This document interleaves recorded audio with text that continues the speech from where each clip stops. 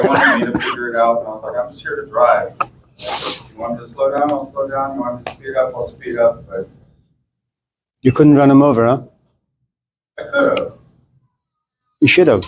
Nah, I wouldn't have gotten paid, probably. It's nice, you know, out in the sun all day, wave at everybody.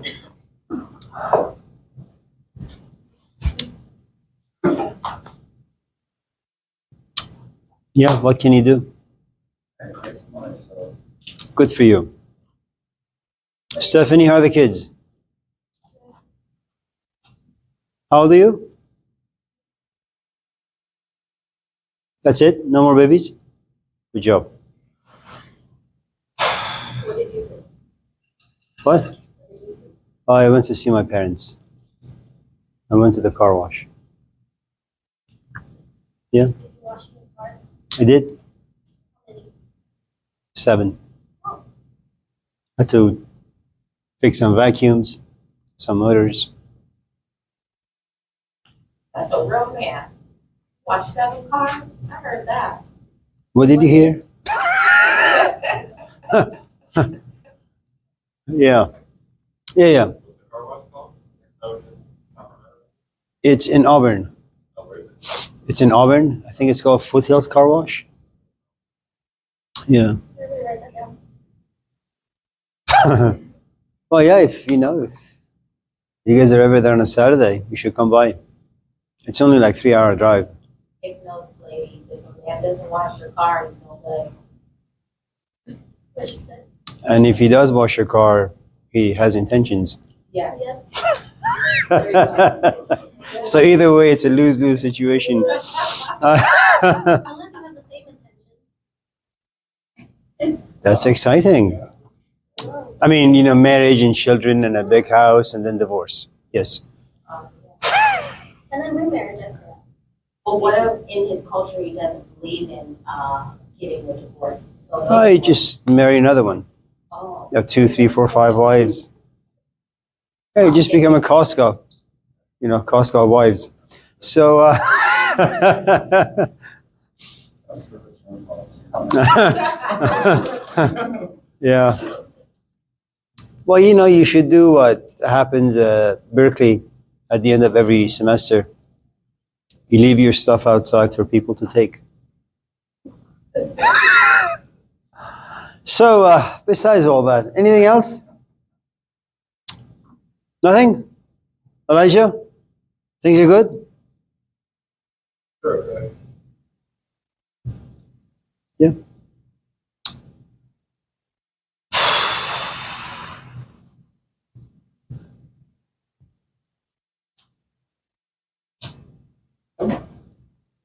Hello?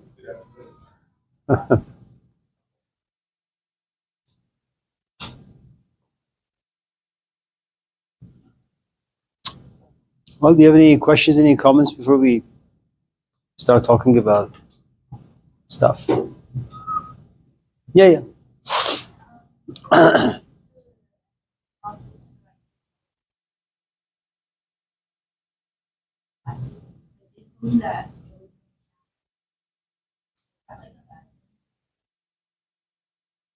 Yes.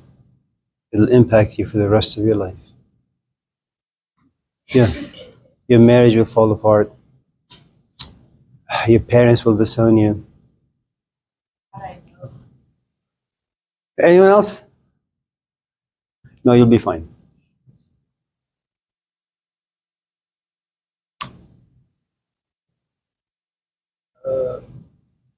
This weekend, for the Yosemite, my friend Jake, we're gonna go camping. So at the mountains. Oh. We're gonna try and do 6 miles. For those of you who are interested in going to Yosemite, he's going. So if you have nothing going on, just go with him. Would you prefer men or women? He wants women. Okay. So if you're young, do you? going? I'm going. It wouldn't be good for you. I mean, it's 7 miles of walking. Young girl. She's young. You're gonna be hiking? Yeah, we're gonna be hiking. Oh. Oh, you guys. So there is a guy by the name of Alex Honnold. For those of you who are interested, he did El Capitan solo. Alex, what's this one? Honnold,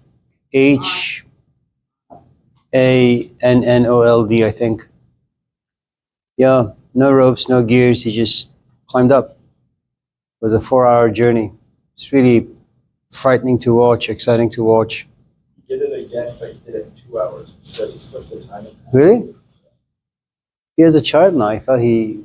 Yeah, he's a child. He fell 400 feet into a tree, survived, and went back up. But, anyways, he's going to Yosemite. Just take down his number for those of you who are interested. Or if you don't have his number, come to me. I'll give you his number. Anyone else? Any other questions, comments before we move on?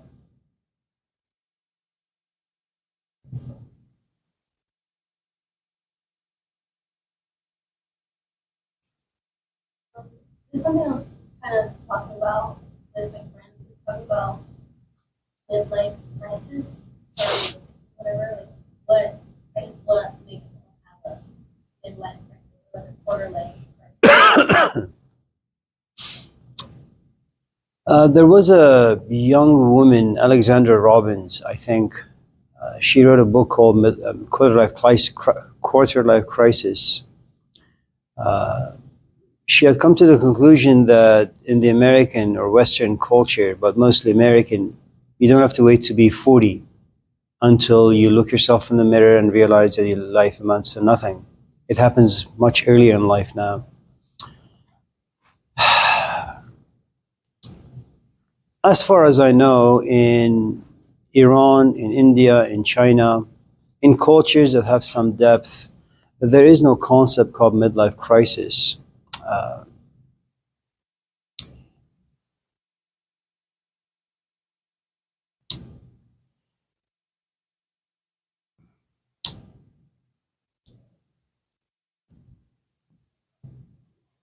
I think it's something that all of us in this class have experienced, where you're in a relationship with something or someone.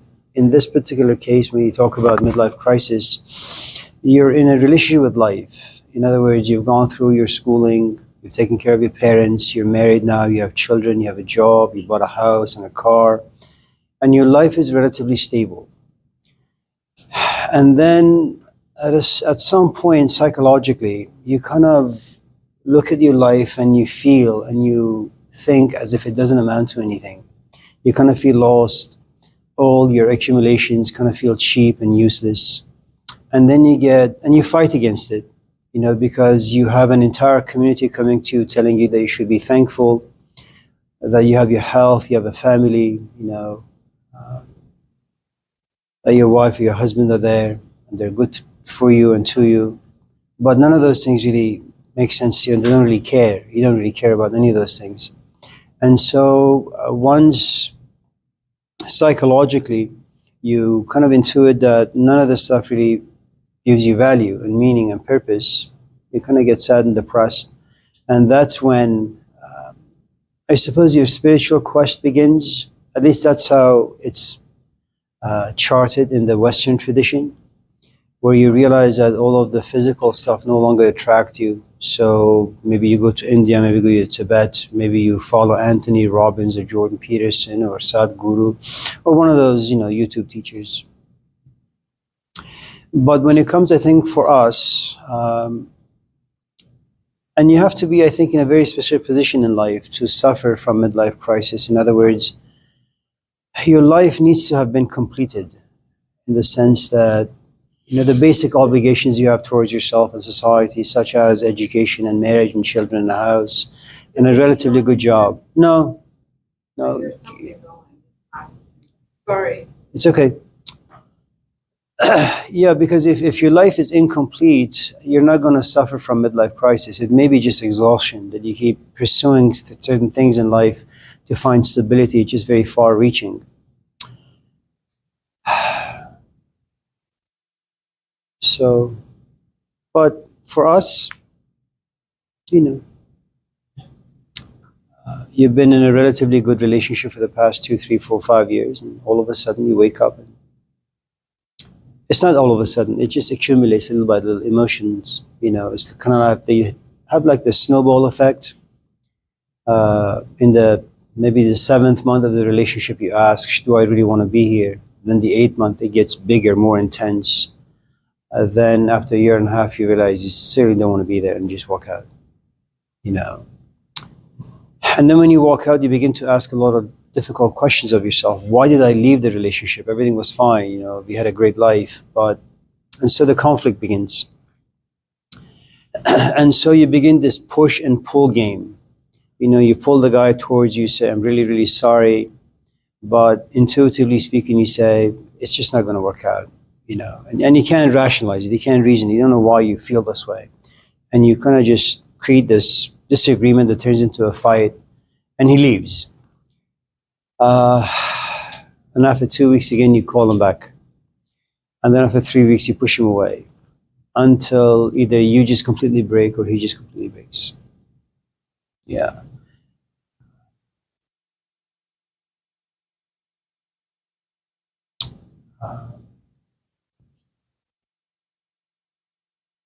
It used to happen to men, about 90%, but now because women are into the social world, they kind of occupy men's domain for the most part. It's not happening to women far more often.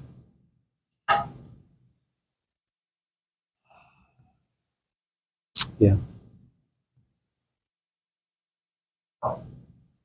Anyone else? Yeah. Where do we get our scale of picking back from? Initially, you get it from your parents. Then you get it from the people around you, like your friends.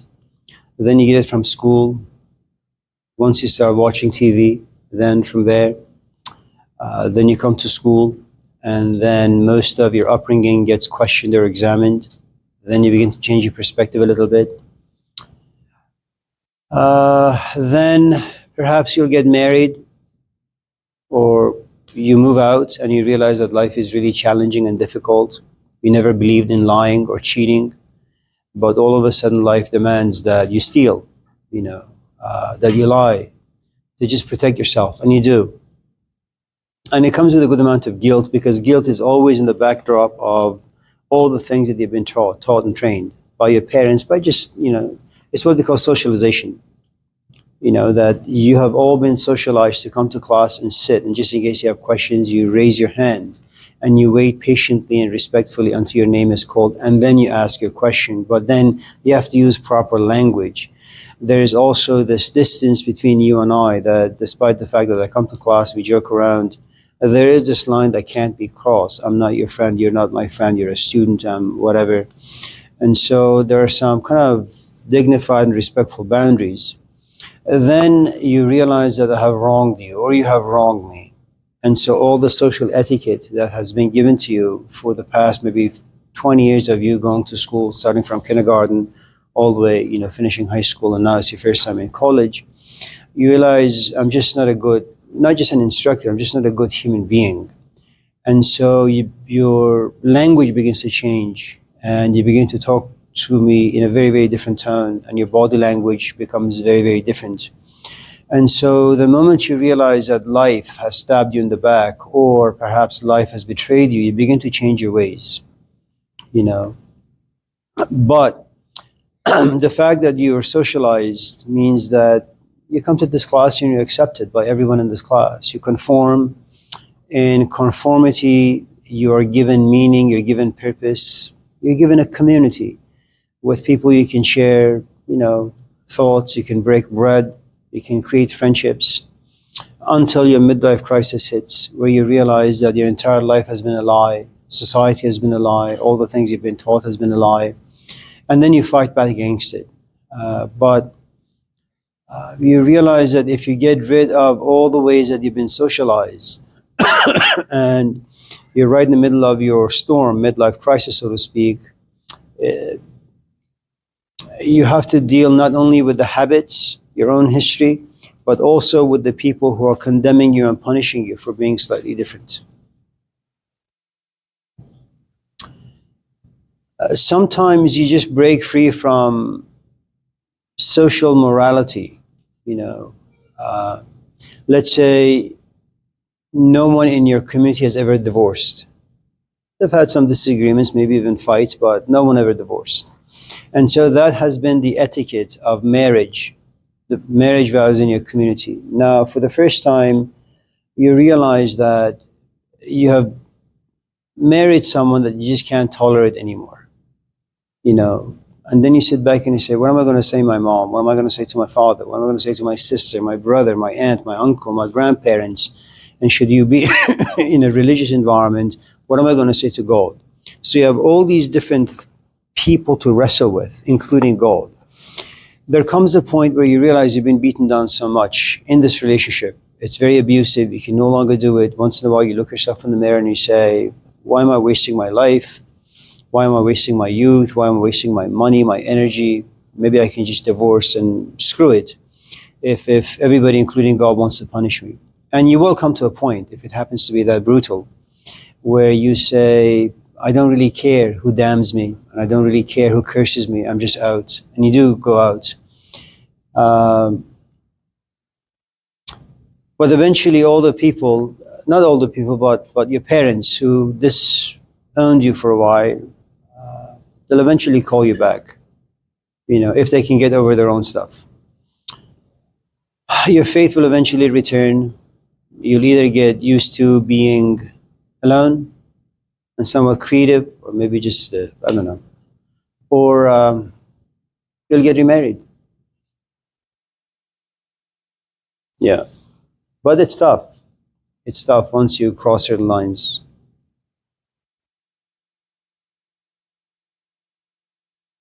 Yeah. Does that? No? I'm sorry, I have a tendency of rambling on. Anyone else? You talked about his production of 11 wisdom or something like that, but you talked about seeds and how the goal of wanting to understand love can remove seeds that already taken root. When a seed appears, can it be stopped before? Like, say, if you were like to notice something for a certain you wake up one day and you're like, oh, for a second I felt like my partner wasn't the right one. Can you stop that seed from spreading? But once it's there, you kind of see it. So there are some nuances to this. Right now you're very young, which means that your options are wide open. It also means that no one is forcing you to get married or being a father. No one is forcing you to do anything, really. You're young, you're in the business of exploring, experiencing, and figure out exactly where you belong. So if from the age like 14 all the way to about almost 40,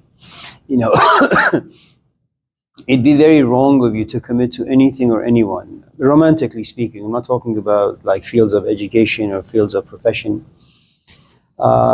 because you're not yet fully developed. And none of us are fully developed, okay? But you're a bit more solid after a certain age.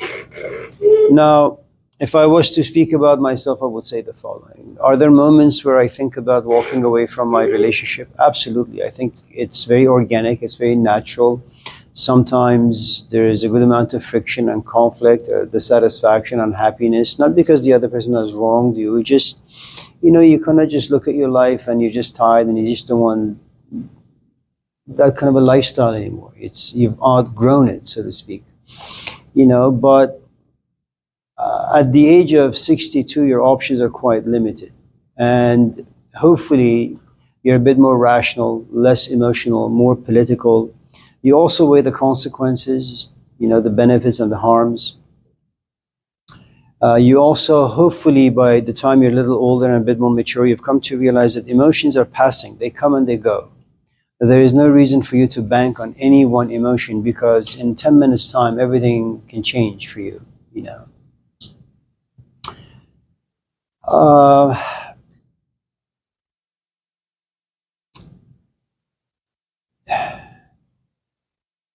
Let's say that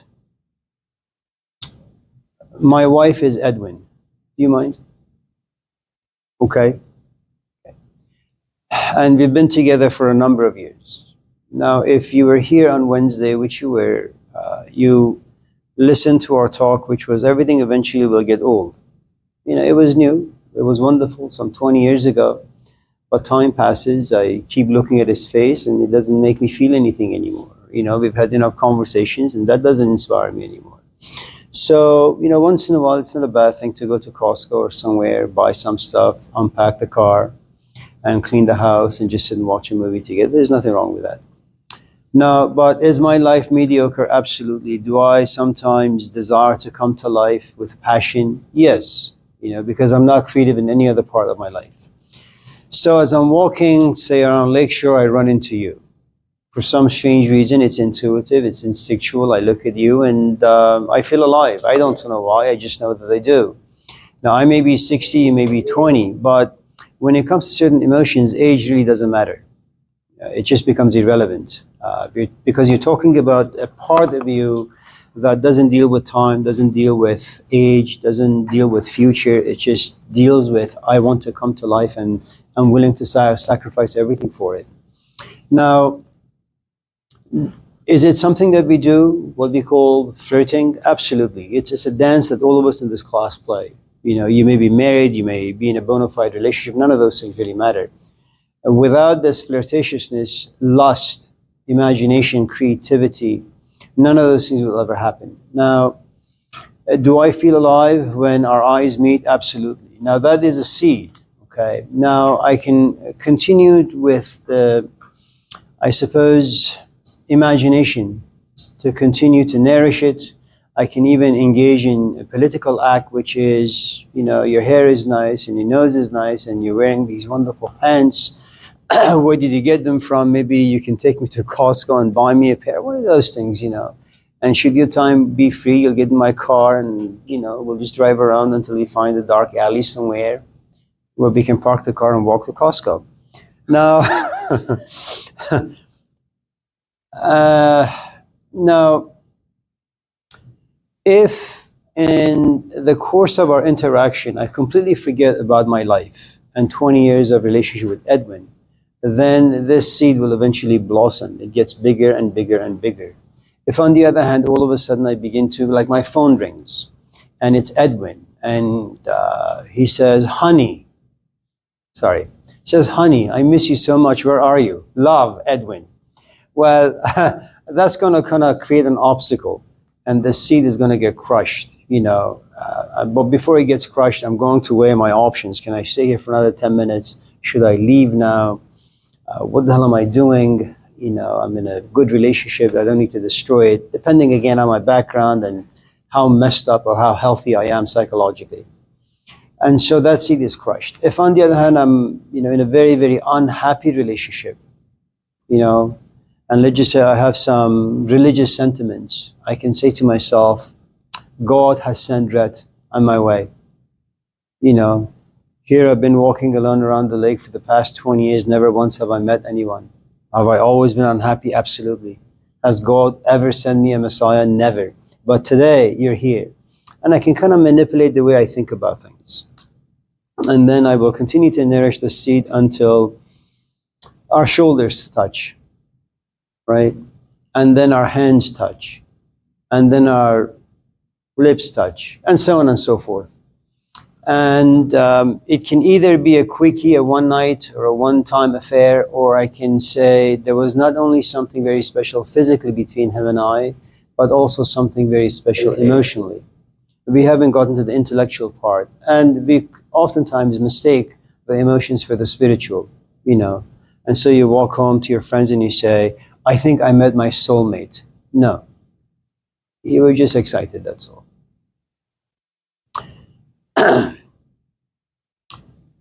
There are some seeds that can hinder you, there are some seeds that can benefit you. Let's say, for example, that, again, forgive the example, you come to this class and you just like these ideas and you're inspired and you Google the ideas, maybe you read some of the books, maybe you listen to some of the audios I sent you.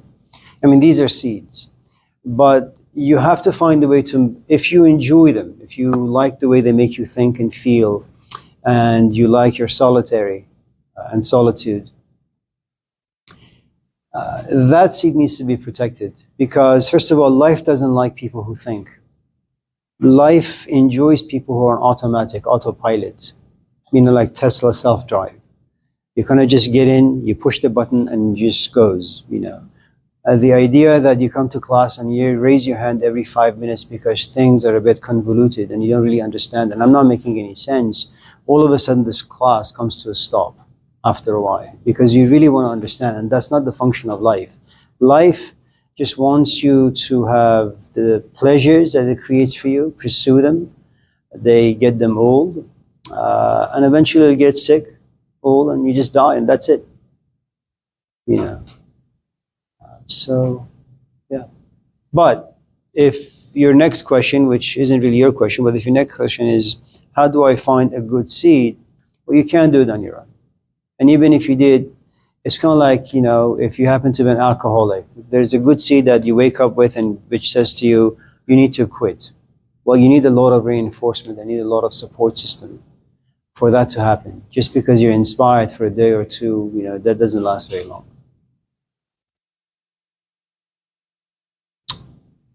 My brother-in-law, Murtaza, Arman's father, there was just tiny little thing that grew out of the earth, by his garage. 5 years later, it's this gigantic oak tree. He tells me, Amir, can you bring your saw from Oakland so we can cut it? I said, Murtaza, are you kidding me? This is like 200 feet long. I can't do it. So he had to hire someone and pay like $10,000 because it was falling on his house. And so, and you kind of look at this tiny little thing growing and you say, wow, this is beautiful. And let's just say you're one of those nature folks. You don't want to destroy anything. So you just let it grow. And it just grows and grows and grows until it becomes, I hate this thing. So that which once inspired you now becomes, a thorn.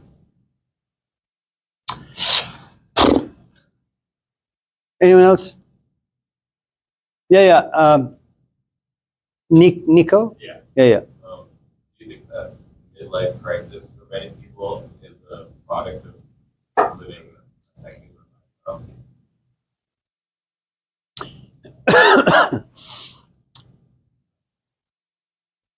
Let's just remove the midlife from the question. I think we are condemned to live in two very, very, very, very different worlds. You like to pass this class, no? Yeah. But you don't want to come to class and just sit there and get bored. There's a part of you that desires to be excited, to be inspired, to come to life. And so even though you signed up for this class hoping for a C or a B or an A, and these are good intentions, and you know that this class would be over in about 2 hours or 6 or another 2 or 3 weeks, you say, when I go there, it's like hell. Okay? Because there is this part of you that demands that do something that brings you to life. Have you no shame? That you sell your soul for a C or a B or an A. I think when it comes to midlife crisis, what usually happens is you're, for the most part, from the age, I don't know, maybe 10, 11, 12, you're engaged in securing your physical life. And it's important. You want a bicycle, you want a car, you want to graduate from high school and the college in a 4-year school, and you want to get a job and save some money, buy a nice car and buy a nice house, and buy a nice woman and buy nice children. I mean, these are all wonderful things to have. But there comes a point where I think you kind of look at how your energy has been spent for the past 50 years, and something about you says, I'm not happy with all the things I've done. You've created a great life. It's a wonderful, healthy life. But all of a sudden, this other part of you has come to life. And for some people, it can be very strong, very powerful, and very intense. You know, Leo Tolstoy is a Russian novelist, and he was a kind of a very rich guy, lots of money, lots of servants, lots of properties. And at the age of, I think, 15, he asked himself, Leo, what are you doing with your life? Now, when a 15-year-old asks, they have the creativity to push these questions away. You know, who are you? What are you? What are you doing with your life? The question comes back at the age of 20, but he was still cunning enough to push the questions away. The same questions came up at the age of 25, but he pushed them away. 35, pushed them away. At the age of 40, the question came roaring forward. And he tried. And all of us are cunning enough to kind of push pain away. Anything that is negative and painful. He tried with all of his might, but he wasn't able to. And ultimately came to realize that there is no difference between him and his servants. So oftentimes he would take his food to the stable and sit with the servants and eat his food.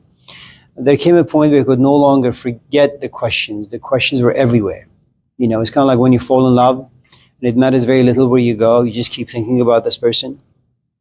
You can have the same love affair with questions or your intellectual spiritual life. That it matters very little where you go, what you do, your spirit or your intellect or the set of emotions that connected to your, I suppose, intellectual spiritual life. They're just prevalent. They're just right there, always pushing you to ask questions. So, what was your question? It's like these crises, for some people, it's a product of really sort of like that material like following For some people, yeah. For some people, yeah. And for some people, it just happens at a very, very, very, very young age.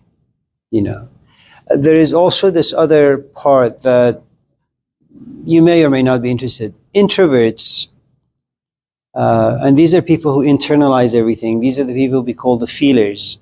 Feelers have a tendency of going through a lot of mood swings. In a single day, they can go through 50,000 different mood swings. You know, they say yes to, let's go have Zachary's. 10 minutes later, they say no, let's just stay home. 5 minutes later, they're in the bedroom, like the curtains are shut and the lights are off and they're crying. What the hell happened? Nothing. I just don't want to be around anyone. Those are the introverts and the feelers. They happen to kind of go through these crises very, very, very often. And during midlife, it intensifies 1,000-fold. The thinkers or extroverts are a little different because life out there is always problematic.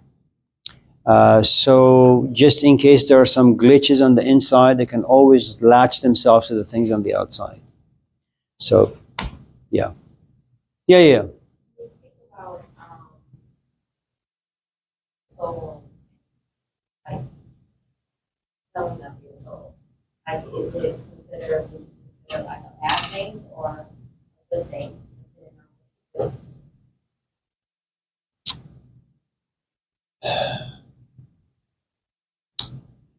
I don't know what the soul is, but let me give it to you this other way.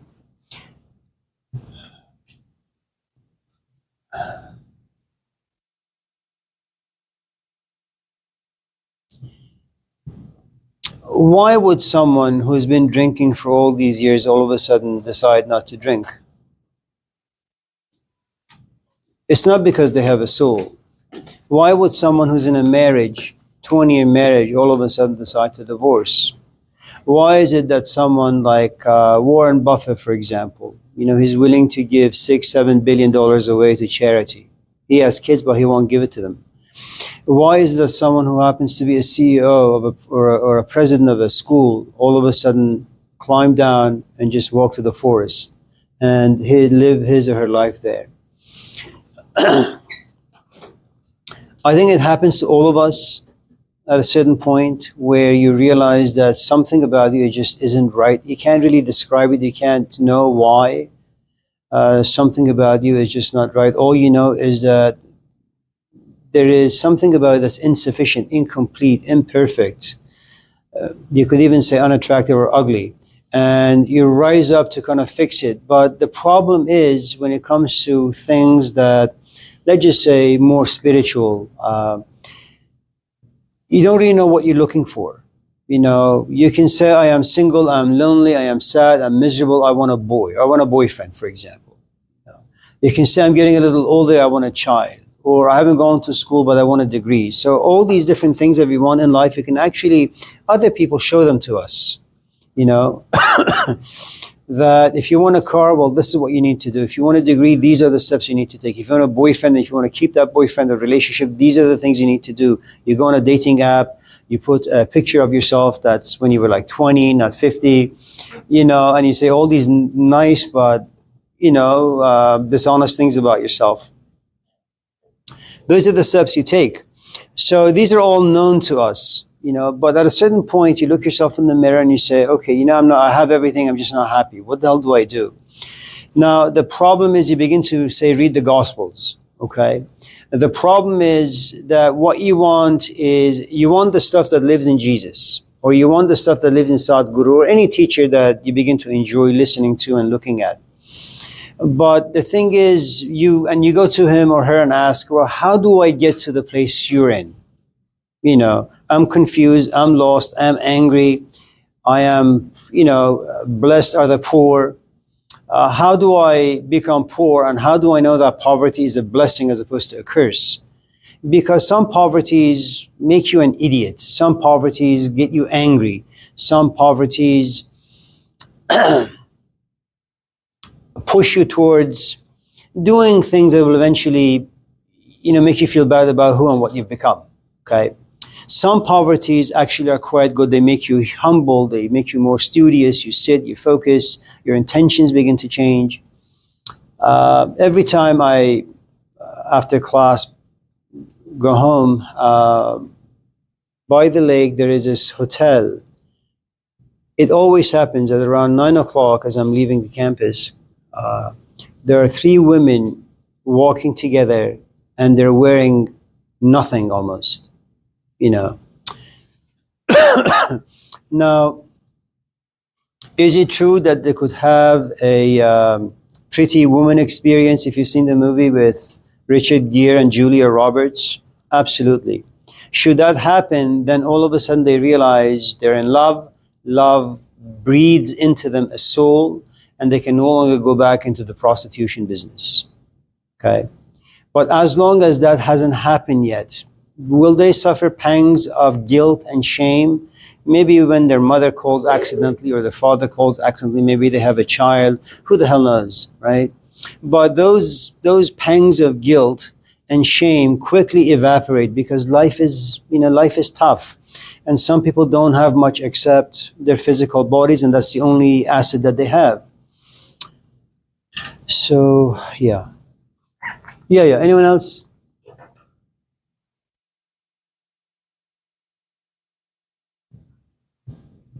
That's it? Mackay? Elliot? Stephanie? Yeah. Okay. Okay.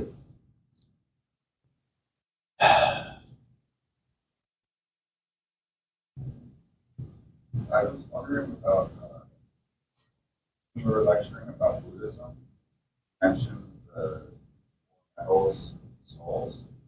Then when I was looking it up, like trying to figure out, it sounded really unfamiliar to me. I guess that's not really like a Buddhist thing. I guess like Plato did like the souls are made of metal, iron and bronze and silver and gold. And Buddha, I don't know. So where they come from? Plato. So here's the thing you need to kind of be mindful of a little bit.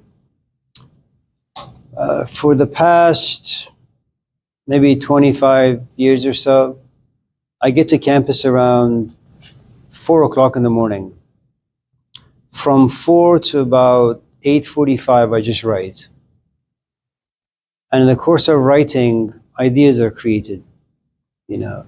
And so I don't know if Plato wrote about them, I don't know if Buddha wrote about them, but you just write, and writing is a very creative thing, you know. And so you just generate ideas, and then you kind of rework them over and over and over again. So most of the things I say may not even be in the books that you're reading or audios you're listening to, you know. They may not even be accurate, but they work for me, so. So it's just kind of bled over. Yeah, something like that. I guess so. Yeah. Anyone else? No? Okay. Are you guys interested in Buddhism? Should I continue with that? Yeah? No? Maybe? Okay, let's do it then. I mean, they're all the same, really.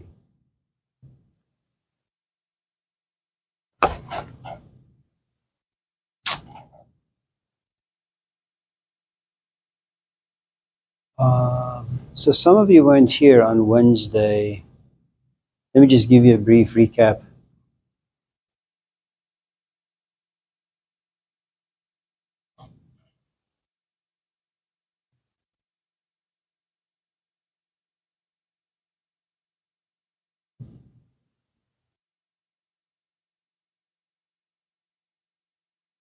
Yeah.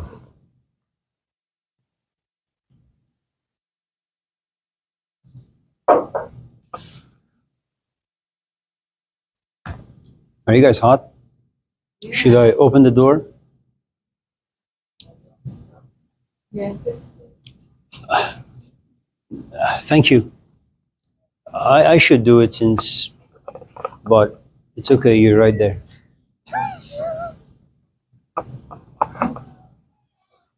My father, you know, for the past like 60 years, every time we gather at their house and it's time to wash dishes, you know, somebody's washing the dishes, and near the end, my father comes and says, "Let me do it." Dad, it's all done. You know, you should have said this like an hour ago. Thank you. You're sweating too, huh? No, I was like, I'm about to die over here. die, yes. I mean, metaphorically speaking, yes. Uh-huh. Yeah. I was like, God, what's going on? Okay.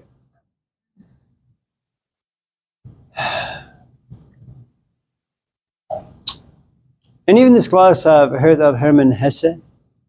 He wrote a book some years ago called Siddhartha. It's a good read for those of you who are interested. If you have Audible, it's an app you can download on your phone and pay, I don't know, $5-10 a month, and you get an audiobook.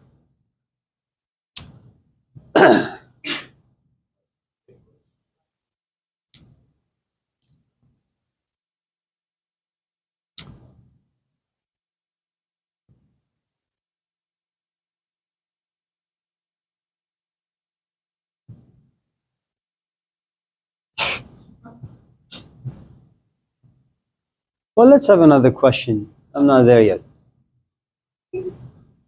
Yeah. Is there a permanent? You could ask a question about Buddhism, that works too. Yeah. Sorry.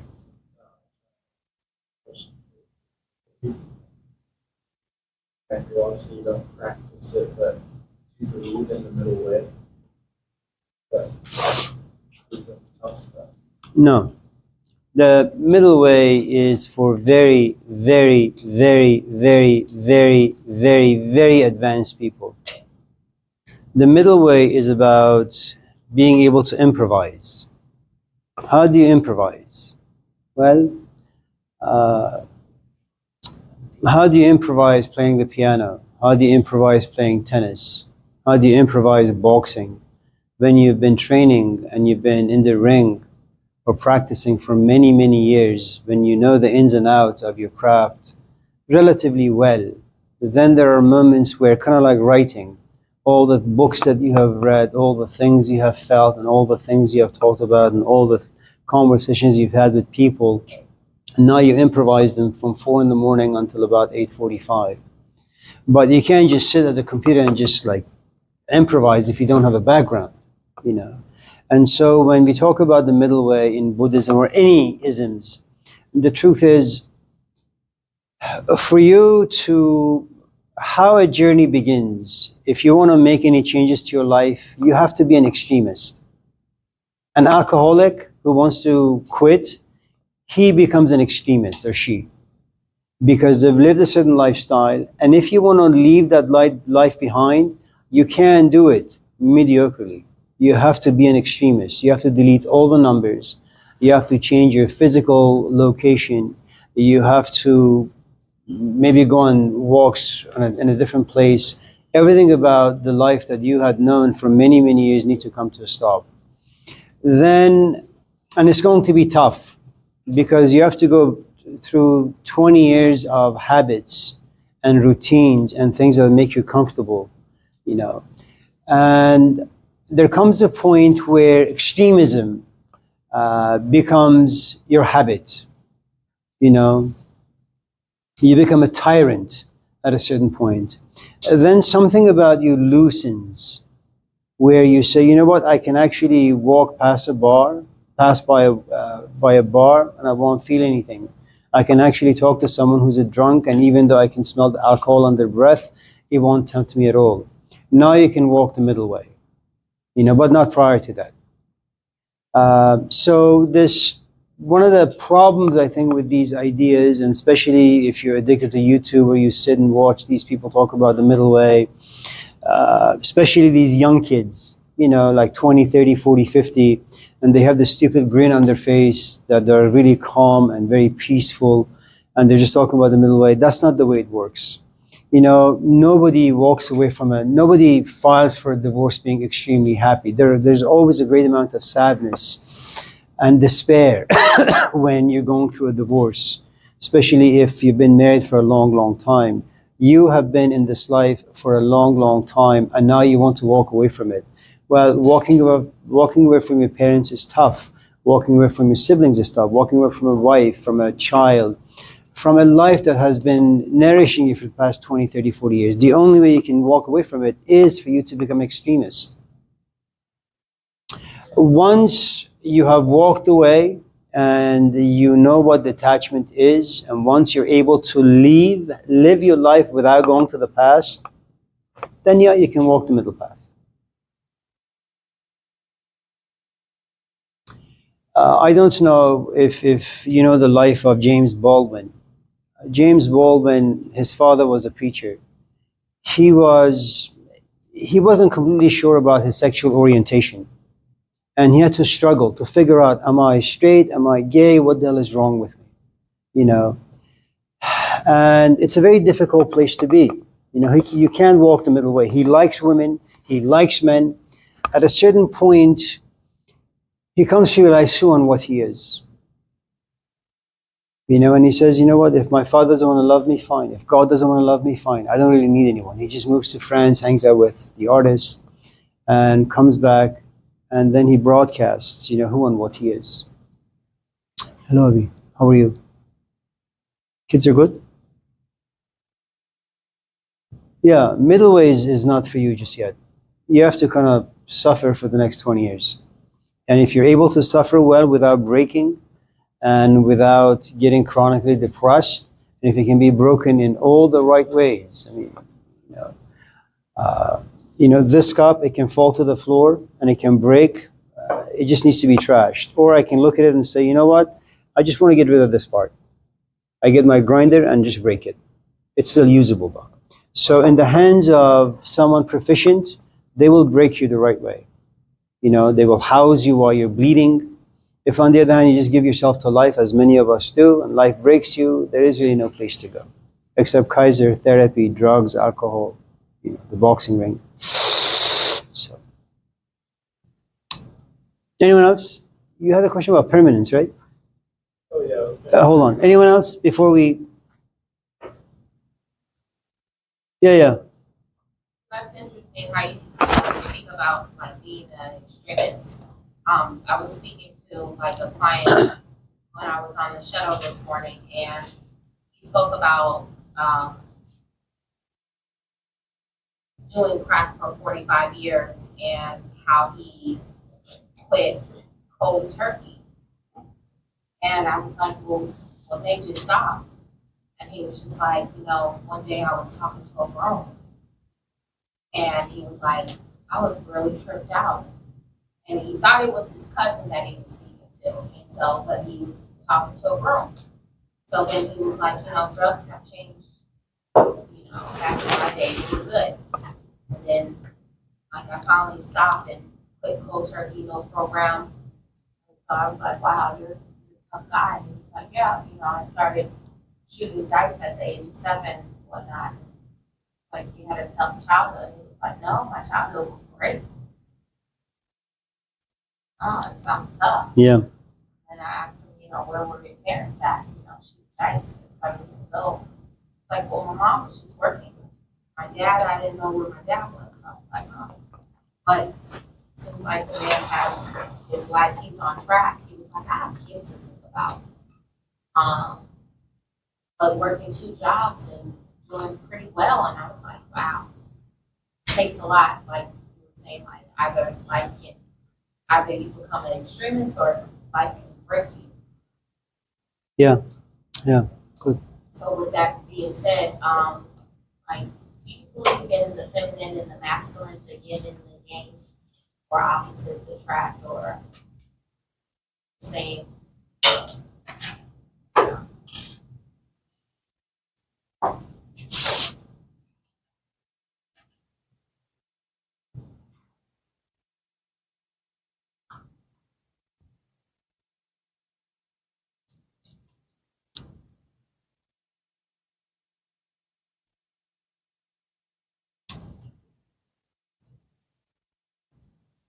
If you replace the yin and the yang with positive and negative, with pain and pleasure, with conflict, basically, 2 very, very opposite forces creating very opposite things.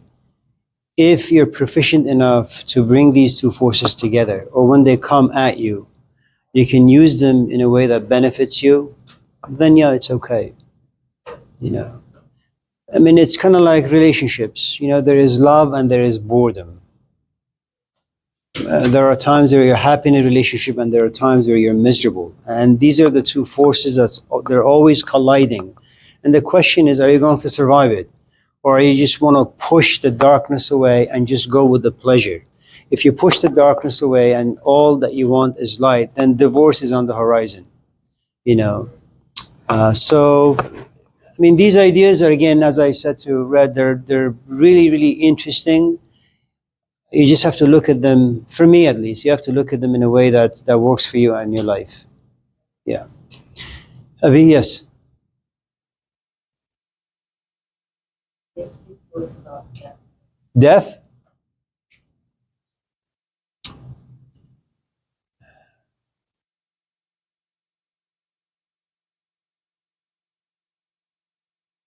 So there is the literal aspect of death and there is the metaphorical aspect of death, or the stages you go through. If I was to put on the board, let's say the ideas of, what's his name? Abraham Maslow. Okay. So at the very beginning of your life, what you really need is food and water. Without them, you won't survive. And so what you do is you spend a great amount of time securing food and water. Okay. Now, food and water by themselves are not enough because you need to be healthy enough to intake food and water. And your body has to be healthy enough to process and give you energy and not get you sick. Okay. There comes a time where you say, I have this and I have this. I no longer need to go to gym and exercise 50 hours a day, and I don't need to invest my time 24/7 looking for food and water. That is a metaphorical death, so to speak. You go to a different stage where you say, you know, I want shelter now. Your physical body is profoundly sensitive to just the climate. You know, you want to protect what belongs to you, which is your body, which means that you're going to look for an apartment downtown Oakland, you know, one of those high rises that you pay 5,000-6,000 a month, or you go to Montclair. And your shelter also has to do with where you live creates emotions. If you live in a place that is filled with drugs and say prostitution and you have children, there's a good chance that every time as a parent you're walking home, all these emotions are going to come to the top. And they're going to make you feel profoundly angry. Maybe you'll be a social justice activist. Who the hell knows? Now, shelter is you live in this box, but living in this box by yourself is not enough. So all of a sudden, you were interested in getting a nice place, but all of a sudden something interesting happens. Psychologically, you come to realize that it's a nice place in which you live, but you live all alone.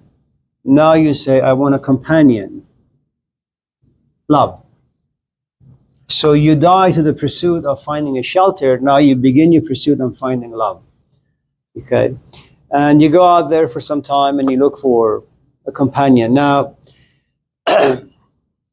the way this love works goes back to when you were a child. Let's just say you were a kid and these are your parents.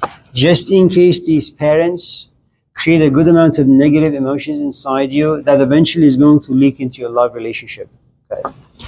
Now, let's say this is fine too. You're relatively okay with the scenario. There comes a point where you say, you know what? I have the approval of my parents. They love me. I love them. I love my friends. I love this. So you walk into society. Now, society demands that you prove yourself. You need to prove yourself in this class to get an A. If you want me to be interested in your question, if you want me to be interested in your questions, you need to prove to me that you are interested. You raise your hand, you email me, you text me, you come to the office, and then I will take you somewhat seriously. You get a job. So for the most part, your focus is out there in the world, okay? There comes a point where you lose interest. In all these things that we have mentioned so far, there comes a point where you simply lose interest. And when you lose interest, there's a good amount of detachment. In detachment, you're psychologically dead to the passions you once had about these things. Okay. Now, up to this point, your life belongs to the world. In your shelter lives your wife or your husband and your children. Okay. But you're very much alive to them until you have your midlife crisis. In midlife crisis, you look at all of this and you say, they're not interesting. My kids aren't interesting. My religion isn't interesting. Nothing about my life is interesting. I make money. People bow to me. People call me this and that, but they're not interesting. And then comes this idea of self-knowledge. Now, up to this point, if I ask you who you are, you say, well, I'm a mom. Okay, where do you live? 5252 Montclair Street. Okay, what do you eat? Indian food.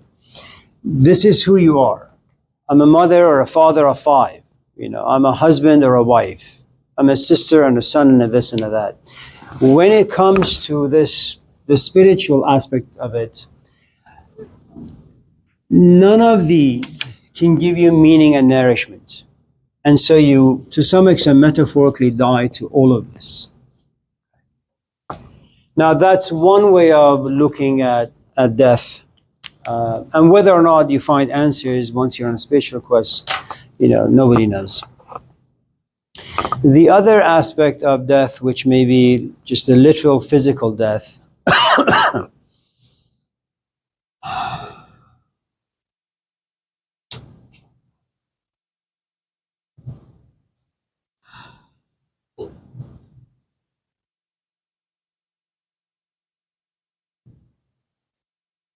so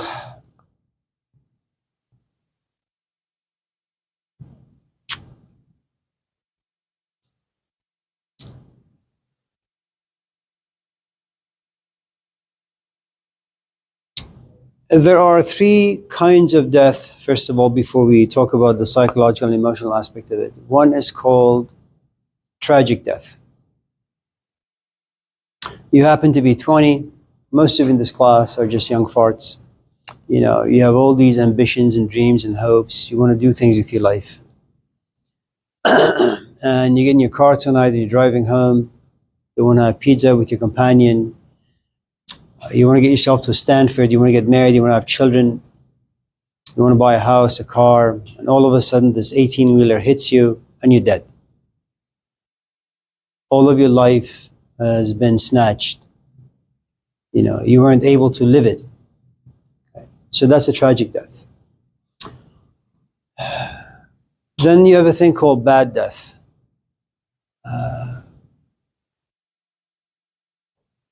Bad death is someone like me. Let's say, as I'm walking to my car tonight, I have a stroke, but it doesn't kill me. I realize my left side of my body is paralyzed. It impacts and oxygen doesn't get to my brain, so I lose a good amount of memories. I lose my ability to talk, to speak. I don't know who I am, what I am, and I'm in constant pain. I become a burden to myself. I become a burden to my family. I become a burden to my kids. I become a burden to my parents who are in their 80s and 90s. And then I'm taken to the hospital. I'm kind of like $1 Million Baby, the movie with Clint Eastwood. I'm hooked up to a machine. And going back to Elijah's questions about morality, as I'm hooked up to all these machines, all of a sudden, something about me wakes up. I look at my wife and I say, turn off the machine, let me die in peace. But because my wife is very moral and says all lives deserve to be respected, so I'm not going to turn off the machine. You know, live and suffer. I love you. And then she goes home, you know, hang out with a boyfriend. So there are certain deaths that are just miserable. You know, and about 85% of human population, they have a very, very, very, very painful death. There is also this other aspect of death which we call good death. A good death is, I mean, look, I have lived my life. You know, I had a good amount of fun when I was a kid. I wanted to be a tennis pro. I washed cars for 17 years, relatively a good son. I'm an okay father, an okay husband. I've been teaching for the past 30 some odd years. I mean, life can't offer me anything more. The best thing that could happen to me now is I go home tonight, you know, have some fun with the kids and the wife, have some food, watch perhaps a good movie, and say, okay, I'm going to make coffee for tomorrow, put everything in place, and then put my head down and just don't wake up. That's a really, really, really good death, you know. Will my parents be sad? Probably. Will my wife be sad? For a while. Will my kids be sad? They're young, they'll be sad, but they'll forget. And that's one of the nice things about us human beings. It doesn't matter what you go through. You know, if you can exercise patience a little bit, and if you have the capacity and the stamina, you will forget all the awful things that life has given to you. You know. Now, the problem with death is, let's just say, and I do teach a class on philosophy of death. I will teach it in the fall of 2000, or spring of 2026. Let's say that I begin to reflect on my own death. Okay. The first thing that's going to happen is reviewing my life is not going to be a happy thing.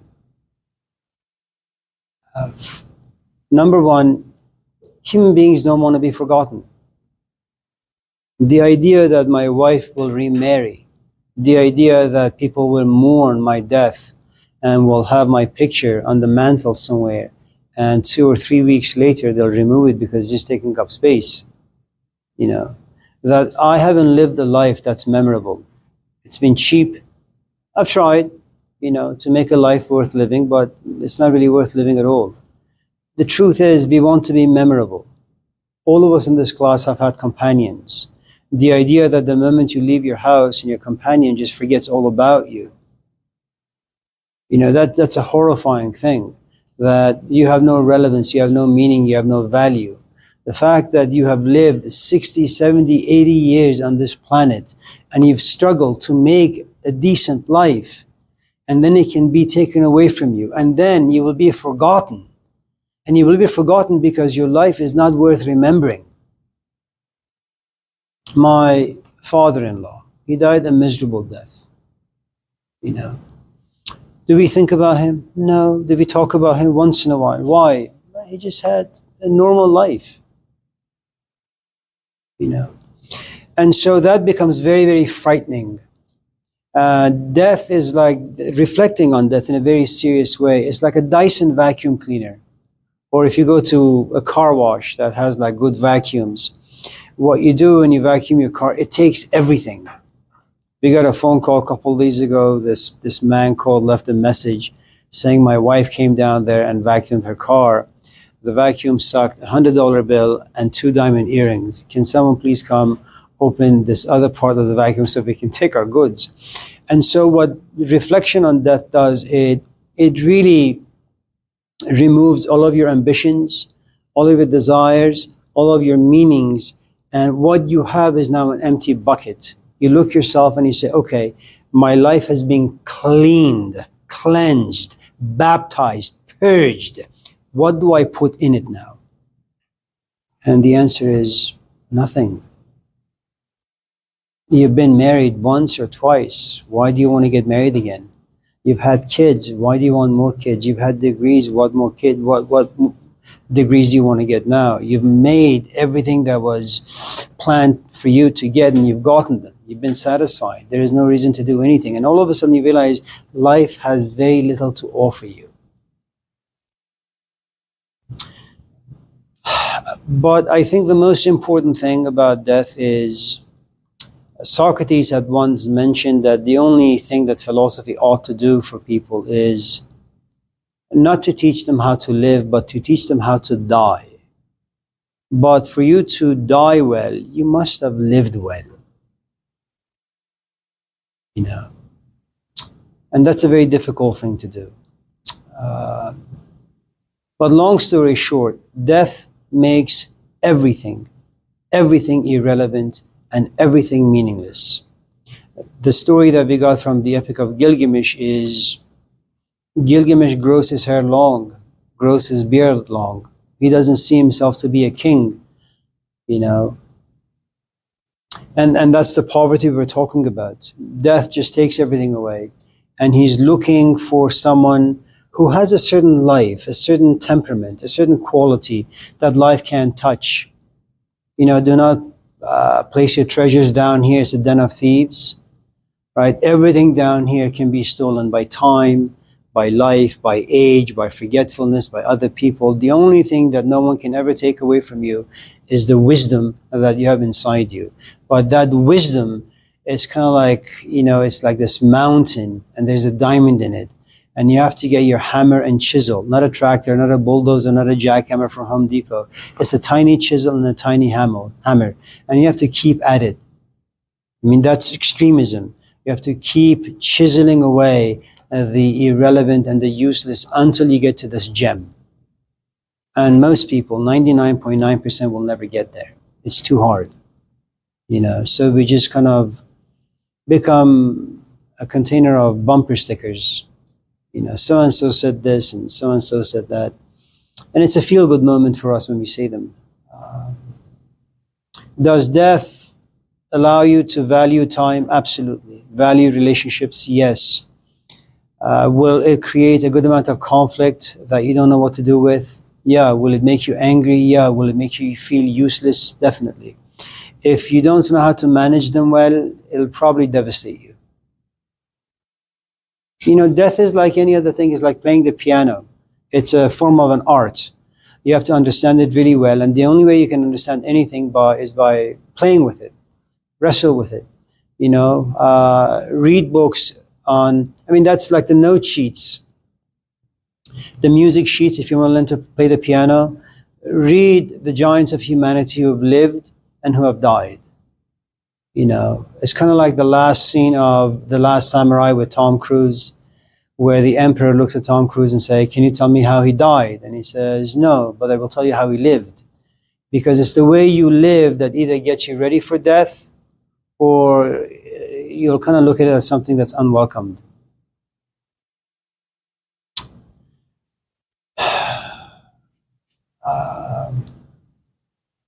Is it good to teach your kids about death? Probably not.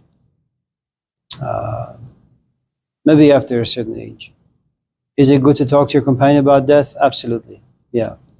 But by the time you think and seriously reflect on death and become intimate with this particular thing, there has come about a great amount of detachment in you in relation to your life.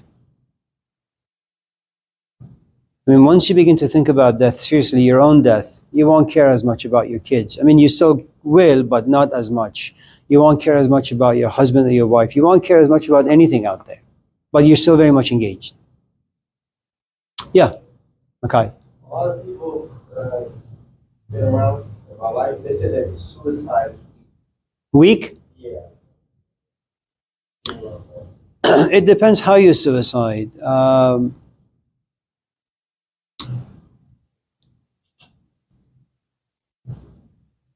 Cancer 4 is chronic. There is no cure for it. If you're chronically depressed, and I've been chronically depressed for many years, your chances of coming out of it, 5%. It's very tough. Now, regular depression is something all of us in this class experience once in a while. Depression is about a loss. You lose a boyfriend, you lose a girlfriend, you expected a C and a D in a class or an A in a class, and you got an F, for example. You expected high hopes to go to 7-Eleven, get yourself a frozen burrito because it's late and you just got off work and it happens to be closed. So sadness that turns into depression and then sorrow. And in all those instances, there is this feeling of loneliness. I'm really sad and depressed. There's no one out there to help me. It seems that life is like, all humanity has been drowned. The only person living and alive and survived is me,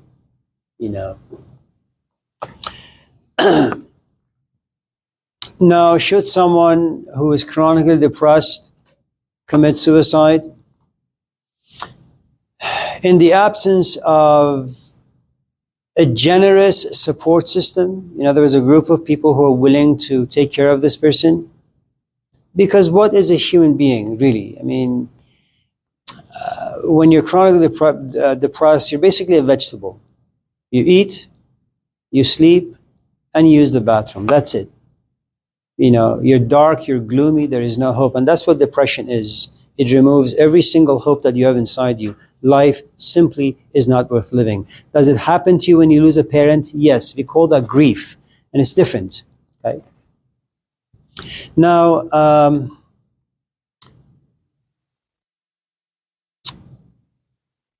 if I was hooked up to a machine and there is no cure, and if you were to be my husband or my wife, and you came to visit me, and I would say, Makai, listen, I've lived this way for about 6 months or a year or 2 years. It's time. Let me just die with dignity and peace. Am I asking you to end my life? Absolutely. Should you do it? Definitely. Okay. Now, there is the World War II, the Japanese soldiers, who know that they're going to come down with their aeroplane and bang into the ship. Are they committing suicide? Absolutely. Are they doing it for the concept of justice? Yes. Are they considered to be heroes in their culture? Definitely. For us, for people of this culture, they're enemies, that's a different story. Now, someone like Malcolm X, he's been told many times he's going to get shot on the stage. Is he taking a risk? Yeah. Does he know that he's taking a risk? Yes. Does he know he has a wife? Yes. Does he know he has children? Yes. And what is interesting is he says, you know what? Ideas are far more important than my family. and he takes a chance. He goes on the stage. What happens? He gets shot. Is that a suicide? Absolutely. Socrates. Now they tell him that you could either go back to life, but just don't do philosophy anymore. You can think on your own, but don't share it with anyone, or we'll just kill you. And Socrates argues that what happens if you have wisdom, but that wisdom remains sealed? It never gets out. You clip his wings, it can never sing. Wisdom in isolation, it turns against you, you know. And so he says, I'd rather die. That's suicide. Jesus Christ in the Gospel of Judas, or even in the canonical Gospels, does he tell Judas to go and do what he needs to do? Yes. Does he get tried? Yes. Does he know all of this? Yes. Is he still doing it? Yes. Is that a suicide? Yes. Now, does sometimes life offer us a bad hand? Yeah. Does it depress you? Yeah. Does it anger you? Yes. Does it remove hope and dreams from you? Yes. Does your life for maybe 2 months, maybe 2 weeks, maybe 2 hours become a frozen sea of ice where you don't see a future? Yes. Do you at those times get inspired to end your life? Yes. But it's an inspired moment. Will it pass? Yes. Will the sun come out? You know, definitely. So the point I suppose I'm trying to make is there are instances where suicide should be permissible. And in fact, it's a very heroic thing to do. Look at what Robin Williams did. Robin Williams is a healthy guy. We've seen them on the big screen for many, many, many decades. He is funny. He is interesting. He talks about alcoholism very openly. He struggles with alcohol very openly. Is he a messiah or a prophet for certain groups of people who have that particular addiction and who want to know the struggles and the difficulties? Absolutely. But there came a point where he realized that his brain is turning into a mush. Now, one of the things that you do is you look at your life, the life that you have had for the past 50 years. I have been healthy, I've been funny, sad and depressed and alcoholic, fine, all those things. But life has been engaging, life has been fun. 50% fun, 50% misery. Was it worth living? Absolutely. But now, look at me. I will no longer be able to act. I will no longer be able to talk. I will no longer be able to think. Is that life worth living? The answer is no. What's the best alternative? Just end it. When do you end it? You end it in a very sober way. You reflect on it. You calculate pros and cons. And then you say, you know what? Life is good, but I have outlived it. It's no longer useful. I'm no longer interested. You know, all these Republicans, and I don't know if you're one or not, but regardless, they're very much into, you know, our life is sacred. You look around Oakland. You know, look at all the money that these politicians spend on ridiculous things. If life for them was really that sacred, if they valued life the way they speak, you know, there would be no homelessness, there would be no poverty. Everyone would have health care. But it's just a bumper sticker everybody kind of, you know, talks and walks around with. So suicide, yeah, at some points, for some people, at certain stages, they're really, really good. But given the fact that life sometimes breaks you, and you weep, and you cry, and you feel homeless and abandoned, and you think about ending it, it's always nice to kind of just go somewhere and talk to someone. If you have no one, go to church. You know, go for a walk. Go to the cemetery and look at all the people who are buried. And maybe you'll find, you know, that your life, despite its many impoverishments, there are some things that you may in fact find valuable and useful.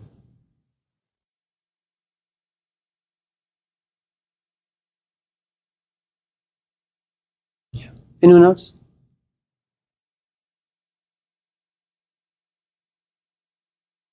I don't mean to get too political, but someone like Donald Trump say something and do the exact opposite or whatever. How does somebody like that that's come to a certain age, I don't know how old he is now, 70 something, but how does someone like that not have one of those crisis moments where they reflect on their life? Or is it just to be surrounded by such addicts of power and money that they have life to it? Just like a heroin addict trying to get rid of it. So when you talk about psychological crisis, what you need to understand is whenever pain comes to us, whether it's a toothache or a romantic breakup or losing a job or coming to realize that you have cancer, something about you gets hollowed out.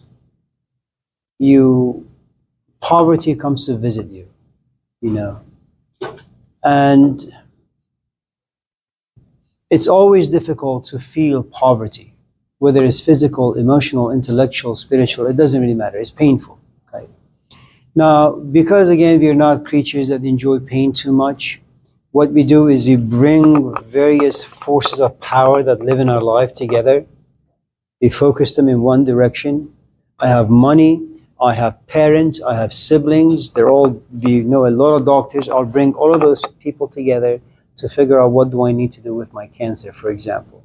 Okay, I don't deal with death. I don't think about death. What I do, I think about how to cure this. Okay, so the more power you have, that power allows you to kind of very creatively, cunningly, deceptively ignore the fact that you are getting really old and you are going to get sick and you are going to die. Now, when you talk about people like Donald Trump, one of the things you need to understand about presidents is that it's no easy feat to be almost 70 or almost 80, like all the presidents we've had. And that's anywhere on this planet. These are remarkable people. When you go on the campaign trail and you have to talk for like 5, 6, 7, 9, 10 hours, and you have to visit 5 different cities in 5 different states in 2 weeks, no one can do those things. You have to be profoundly exceptional as a human being. Now, forget the corruption, forget the ignorance, forget the intoxication of power, but you have to be a very, very unique human being to have the stamina to do all these things. Add to it the pressure of being bullied, of being questioned and examined rigorously by the media, by all the politicians, by the world leaders, where you don't have a stroke and have a heart attack, that you still stand straight and fight back. So these are very, very exceptional people. But your question has to do with old age. Now look, and death and the absence of reflection. Forget Donald Trump for a moment and think about Hugh Hefner. Hugh Hefner, as you know, was the owner of the Playboy Mansion. And what is Playboy? Playboy is where you bring together very, very young and very, very attractive women, okay? And you get them undressed and you take photographs of them. Now, the first thing you need to understand is human body is profoundly beautiful. Especially female body is profoundly beautiful. Now, if you can have a man, very much like what the Greeks did to a male figure, where everything is expressed so refinedly, the biceps and the abs and the high cheekbones and the square jaw and the eyes and the lips. I mean, why the hell would you want to go to church and worship that when you can simply look at a human body and say, this is beautiful, really? And so what you have with Playboy is, out of 1,000 women out there, or 1,000 men out there, there are like 5 or 10 who are exquisite. It's not about sex yet, because sex in itself is also a very sacred craft or sacred art that you need to kind of understand. Now, you have a man, Hugh Hefner. Okay. What is it that you and I do? When you go to your room and you realize that you live like a slob, well, you clean it up. Then you go to IKEA. You buy a nice mattress. You buy a nice bed. You buy nice nightstands. You buy a nice rug. What are you doing? You're trying to beautify it. Why? Because psychologically it empowers you. It makes you a different human being. You enjoy being around something that's clean and something that's beautiful. What does Hugh Hefner do? Hugh Hefner doesn't want to live in Oakland. Hugh Hefner occupies A mansion. What is a mansion? Tall ceilings. It's high ceilings. Beautiful chandeliers. You know, and you have parties all the time. Who do you invite? People you enjoy. Okay? You don't want to invite priests. Okay? You're not going to invite someone who's going to make you feel bad for who and what you are. And who are going to be the focus of these gatherings? Young, beautiful women. It's no different than you going to IKEA, buying beautiful things. Okay? Now, let's say that he's in his 70s. Well, there is some physiological and biological factors about being a man. At the age of 70 or 80 or 90, you can no longer have an erection. And if you do, you need help. You need pills. And if in your 20s it took you only a second to have an erection, now it's going to take you like 5 days and 5 hours to have an erection. But nevertheless, what you have is a 70, 80-year-old man. Is he attractive? He's no longer attractive. But he has a history. That history gives him a tremendous amount of power. And what is it that people want in this world? People want fame. People want money. People want security. How do you get fame, money, and security? Well, if you're somehow able to present yourself in a way that can be attractive to Hugh Hefner, well, Hugh Hefner is going to pick you. Where are you going to live? In the Playboy Mansion. Well, what's going to happen to you? You have all these photographers coming to you, taking pictures from you every single day. Okay? And what is it that Hugh Hefner does? Does he go to a nursing home? No. Does he hang out with other old, ugly people? No. Does he talk about useless things? No. You know who he surrounds himself with? Young, beautiful women. And what happens when you're around young, beautiful women? They make you young. They keep you young. You assume that when they look at you with passion, with envy, with jealousy. Everybody wants to marry you. Maybe some for love, some for power. But nevertheless, you are this food. And all these hyenas are chasing after you. It's a great amount of power. When are you going to sit and reflect about old age and death and sickness? Never. Now, does it happen that once in a while, you have like the flu and you're all alone and you ask all these people to make you soup, knowing full well they bring you soup, but you're disgusted by who and what they are and who perhaps and what you've become? Yeah, but that's temporary. You have to understand power is very, very, very intoxicating. I used to use a lot of profanities in my class. I would just be very, very different. At a certain point, I came to realize I am that way because, I come to class, I have some degrees, there is a social status that gives me a good amount of power. I can just, do certain things. I no longer found them useful. It has nothing to do with being humble or not. I just don't find them useful, So I conduct myself in a slightly different way. Maybe a bit more mature, maybe a bit more serious, maybe a bit more boring, who the hell knows. But like any other intoxications, any other forms of intoxications, it really, really takes you a while to kind of say, I'm an addict and I don't want to be an addict anymore.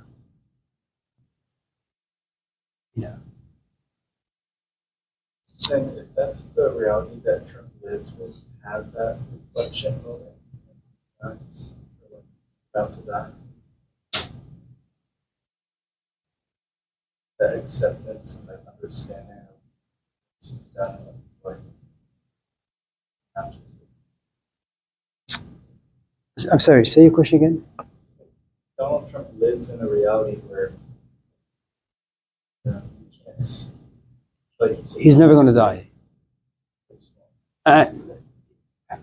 If he lives in a reality that he's never going to die, but all of a sudden finds himself with some sickness and he's going to die in 6 months' time, how is that going to be? That's not your question. No, I meant more like you said that we all have this moment of reflection or kind of acceptance when we die. If Donald Trump lives in a reality where he doesn't have those moments of reflection because he's surrounded himself with those people, will he have that moment? Or will he die and leave it? So. From what little I have read and my little experience in hospice and childhood, child services, it doesn't really matter how corrupt and how cruel and how vicious you have been in your life. There is this last few nanoseconds of your life where, if not outwardly, inwardly, you make confessions, you have your own repentance, and you just die relatively peacefully. You know, I think you should always. Socrates had said something interesting some years ago, and I think Jesus mimicked him a few years later. That nobody ever does anything wrong, because in their world, what they assume that they're doing is right and beneficial. You know. And that kind of puts us in a very difficult position because, well, how about Hitler? You know, and then you get to the position where Jesus says, you know, you shouldn't judge. And we shouldn't judge because, first, we're very limited in the sort of information we have about anyone or anything. We also don't know if there's an afterlife. We also don't know if there is a God, how God sees all of those things. We also have no idea what the intention of the actor is, someone like a Hitler or Donald Trump or Stephen Miller. So, but what we do is we kind of make, you know, we gather information through observation, and then we sit somewhere, and then we come to a conclusion with all the observation and reflections that are embedded in that, and then we come to the conclusion saying, you know what, you're just an idiot. Does that? Yeah. Anyone else? Yeah. What's the significance of like mind-altering drugs like in the state?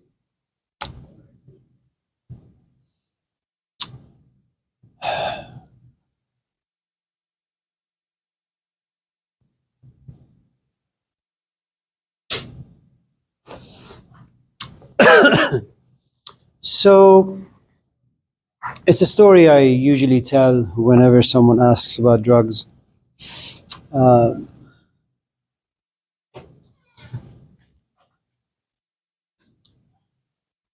First of all, I think psychedelics, they have a history, and it's a very, very interesting history.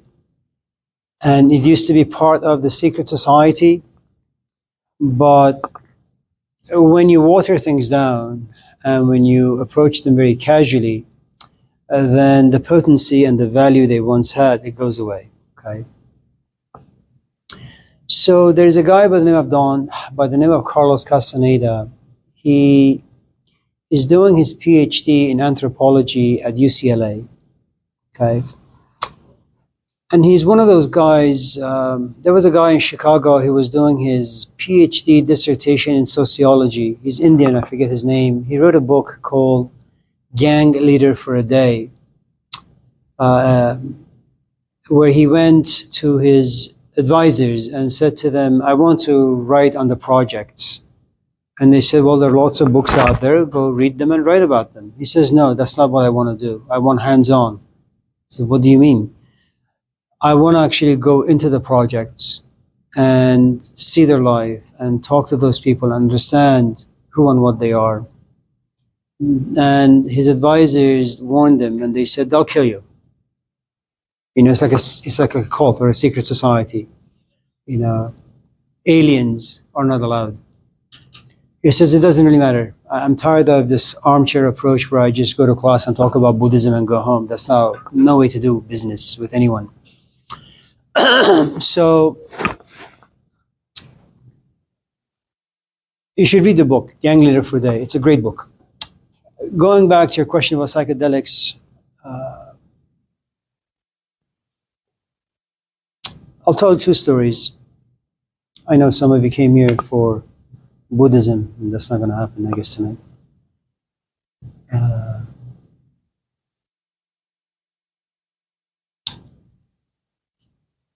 So the first guy, his name is Aldous Huxley.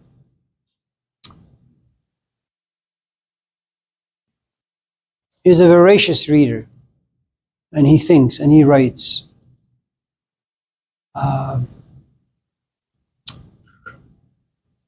His wife, his first wife, had cancer, I think, and she had a very miserable death.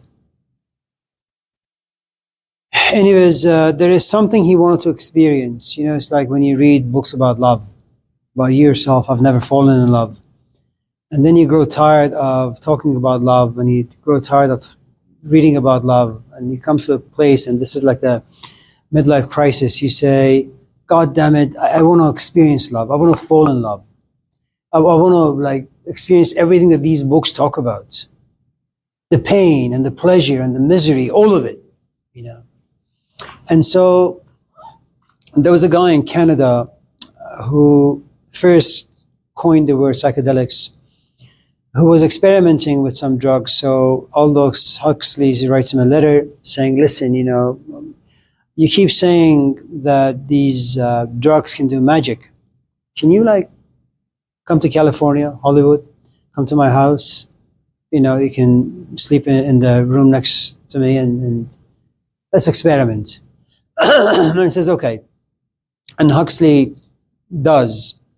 And he has this beautiful experience. You know, Jean-Paul Sartre, the French philosopher, also did psychedelics, but it made him puke. So people can use the same drug, but have very, very different experiences. Okay. So for Huxley, and I'm just making things up at this point, Huxley has, say, a vision of Jesus Christ. Okay. But you need to remember who Huxley was. Huxley was a guy who was a thinker, who read, who reflected, and who wrote. Huxley didn't want to do drugs because he was bored. Huxley didn't want to do drugs because he wanted a quickie. Huxley was really a good student of life. So his approach to psychedelics was very, very different. He didn't do drugs because he had hurt feelings about his father, about his mother, about Donald Trump, about society, about poverty, about being sick. None of those things. He really wanted to experience all the things he had read in books. So he had enough capacity on the inside to take drugs, have certain portals about him, open up, experience, then he draws back to his body. And he doesn't do drugs anymore. Okay. His second wife, Huxley himself got really sick. And then he asked his wife to contact certain people to get some drugs so that his life would end quickly without too much pain. So sometimes you can do drugs to kind of ease the pain caused by a certain illness. But I think a more interesting story besides Huxley is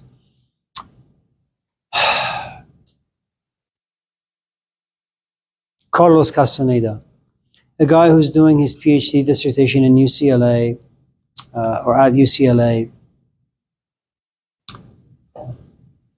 And he wants to do his research on peyote, some drugs. And they tell him that, you know, if you go to Arizona, you can find all these people, you know, Mexicans who can kind of tell you what the stuff is. So he's sitting at a bus station, he runs into this old man, and Carlos Castaneda goes to this old man and says, they tell me that you're a teacher. The old man doesn't say much. And that's something you need to understand.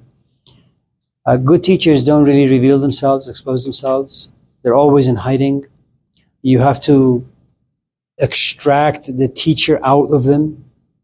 You know, it's like you've had a really, really rough past, but now you are teaching a class and people think that because you dress well and because you speak eloquently, that you've been spoon-fed all of your life.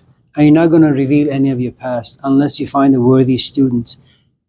Okay, and that worthy student will kind of, to some extent, help you expose yourself to him because you find him a worthy student. So this old man doesn't find Castaneda interesting. All he finds is this rambling 30-year-old who's arrogant. Long story short, what and there are maybe 20, 30 books that Castaneda has written about his relationship with his teacher, about his relationship with the friends of the teacher, and his relationship with psychedelics, various drugs and experiences. And the culture, some of the cultures in Arizona and Mexico. What you will find is Castaneda was allowed to experiment with drugs no more than maybe 10 times. He was trained to learn the culture of drugs, the land in which the drugs grow, the roots of the drugs, that how he needs to approach drugs the way he approaches women, very delicately, very respectfully, and the way he deals with them should be as delicate as the way you deal with a woman, physically, emotionally, intellectually. And then Castaneda, at a certain point, when his teacher died, speaking about death, even when Don Juan was about to die, and Castaneda was talking to him, he told Carlos to just shut up because, he's going to the world of the unknown and he needs to be calm and needs to be quiet and needs to be peaceful. So even good teachers, great teachers who have seen the unseen are really unsure as to what awaits them in the afterlife.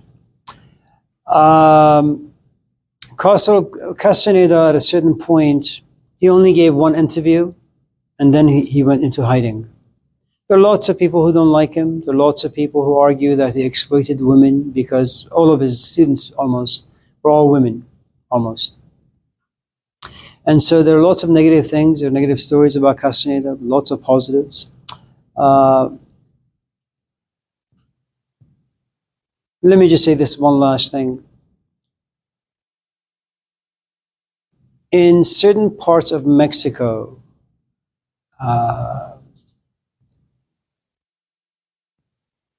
they believed that these plants are what we call sacred teachers, plant teachers, and they have a great amount of insights and wisdom to teach you. But you can't mistreat them and disrespect them. And so they kept it a secret. A few times, someone told the secrets to the Westerners, and that community hanged, killed their own people because of exposing the secrets, giving the secrets to those who don't know. Now, if you know anything about the white culture or Western culture, they're really, really good at exploiting and commodifying anything that is rich, sacred, and valuable. Drive on any highway now, where you see these humongous billboards, and their number and their email address. Call us, and in 10 minutes' time, we'll give you like a bucket of weed. And how do Westerners use it? Well, it's entertainment, it's boredom, it's just fashionable. So, yeah. Anyone else? Yeah. Sure.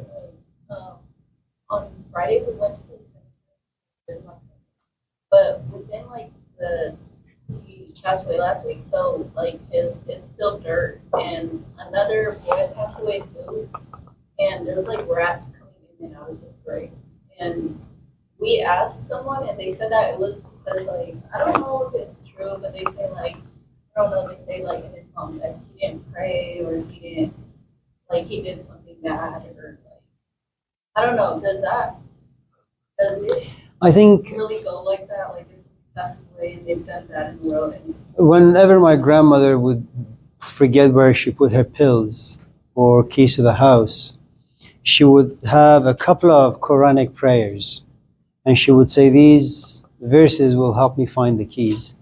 And I suppose what I'm trying to suggest is that I think in all these cultures that have some depth and they're very religiously bent, they have all these rituals. If there is a rat, it's because of A, B, C, D. If there are goats, there are E, F, G, H. If you, like in the Islamic tradition, if you lose a tooth in a dream, for example, it's because someone is dying. If, you've lost your underwear. Anyway, so Yeah, I don't think you should take them seriously. Because they're gonna go talk to a mom and a No, but it's a cemetery. Lots of trees, it's dirt. You know, rats, mouse, goats. You know, lions, serpents. They all live there. It's their home. You know, the cemetery you should really visit. It's go 80. Then, as you get to Sacramento, take Folsom exit. Then turn left at the right. There's a cemetery, and you'll see at your left maybe 5 orange trees. Go with a ladder or a step ladder. Pick an orange. Oh man, a single orange will give you like a 5-gallon bucket of orange juice.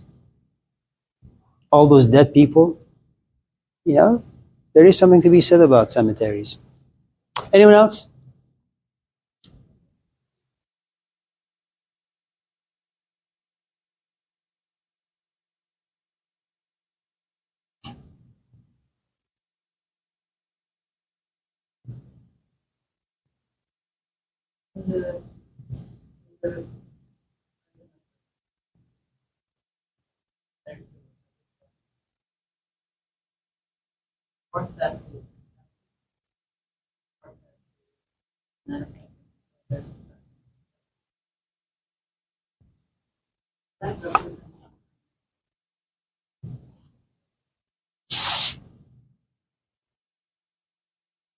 I don't know.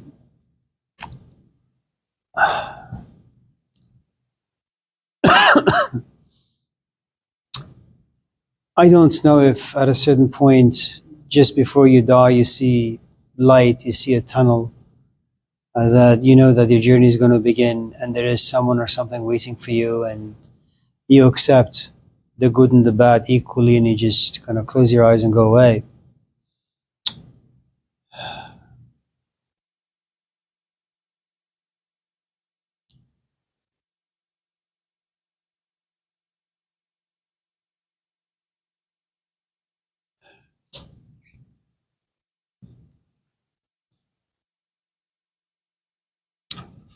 I can't answer that question. I don't know. There was I can tell you lots of stories, you know, from the things I have seen and the things I've read, but, you know, they're useless.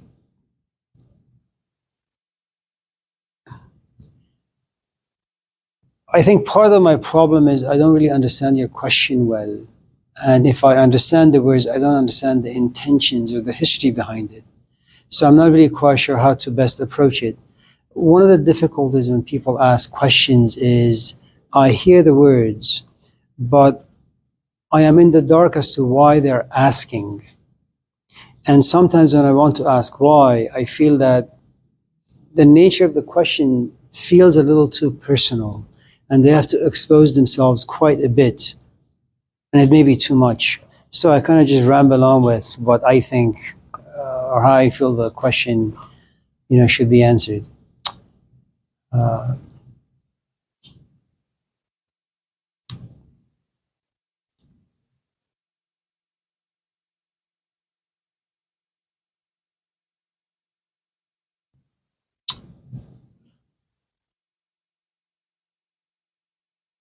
So let me just do it this way, which is not going to work, but let me do it nevertheless.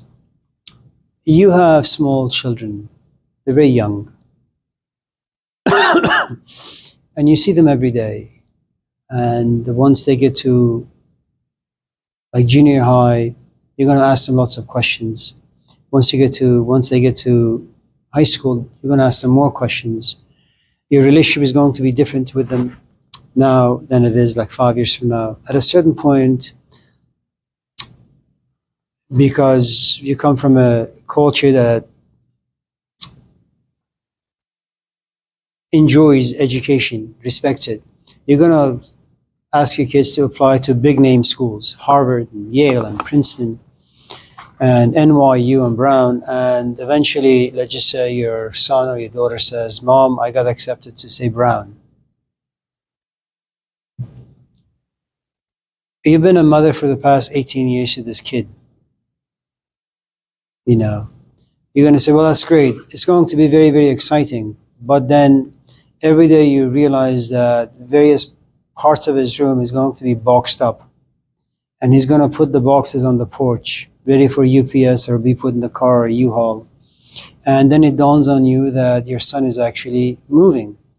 And then because of the way you are, you're going to say to your son, well, all of us are going to go. We're going to just drive there.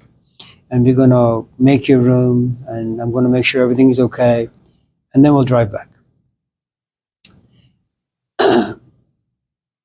As you're driving back, your exhaustion is not going to kind of allow you to cry the loss or the grief of having lost your son because he's moved away. You're going to get home, you're going to shower, you're going to rest. In the morning, you're going to realize that your house is a little more quiet.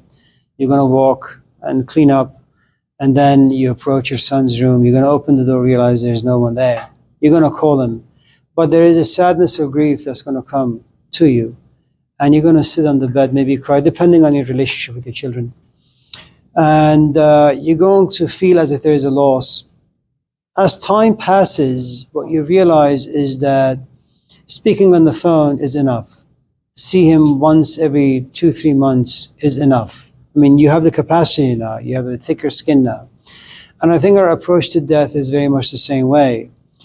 My own teacher, Hussein, who was diagnosed with cancer, he fought. He fought like everyone who wants to be in a relationship, but they realize that it's just not going to work out. You want to stay with this person, they want to leave, you fight, you bargain with it. And so he fought. He saw doctors, he tried to, sue Kaiser because he was misdiagnosed early on.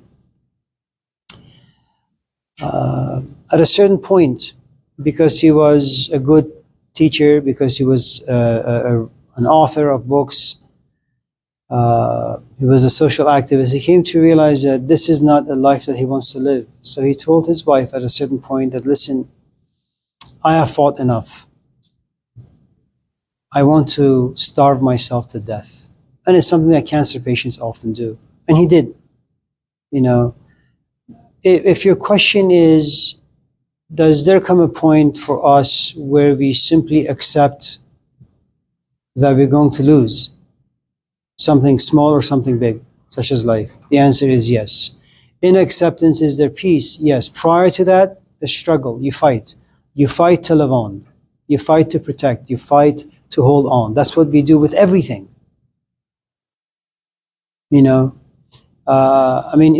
you go home tonight saying that I want to just keep thinking about these ideas. And what you're basically saying is life is avalanching all these forces upon you, and you want to do your best to protect, say, the ideas of Buddhism.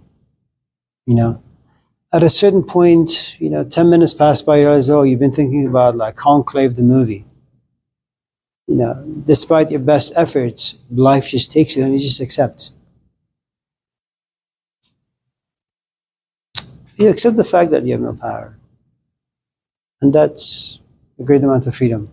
Again, my apologies for not understanding your question the right way. Anyone else?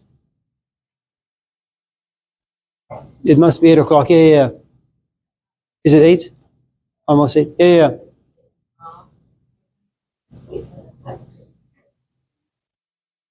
Spiritually, there's death, or when someone is going to die, do you believe in letting people know that someone is going to die, or do you see signs of someone maybe passing away before they pass? I think there are some people who are gifted. Dogs know when they're going to die. Most of the animals on this planet, when they know that their death is very, very, very near, they kind of just walk into a corner somewhere dark and they die alone. Human beings are not like that. We are not that focused. I think most of our antennas kind of get broken and get demolished as we go through life. I mean, life is busy and we do a whole host of things, and you open anybody up and there are lots of scars inside them, and those wounds that are just bleeding out, they keep us occupied, and life just worries you. And so when it comes to certain things about life, you just don't kind of ponder about them, you don't reflect on them, so you lose those sensibilities. There are some people. We had a friend in Canada. They came here to visit. She said that she knew when her mom was going to die, when her dad was going to die, when 9/11 was going to happen. She knew all of it.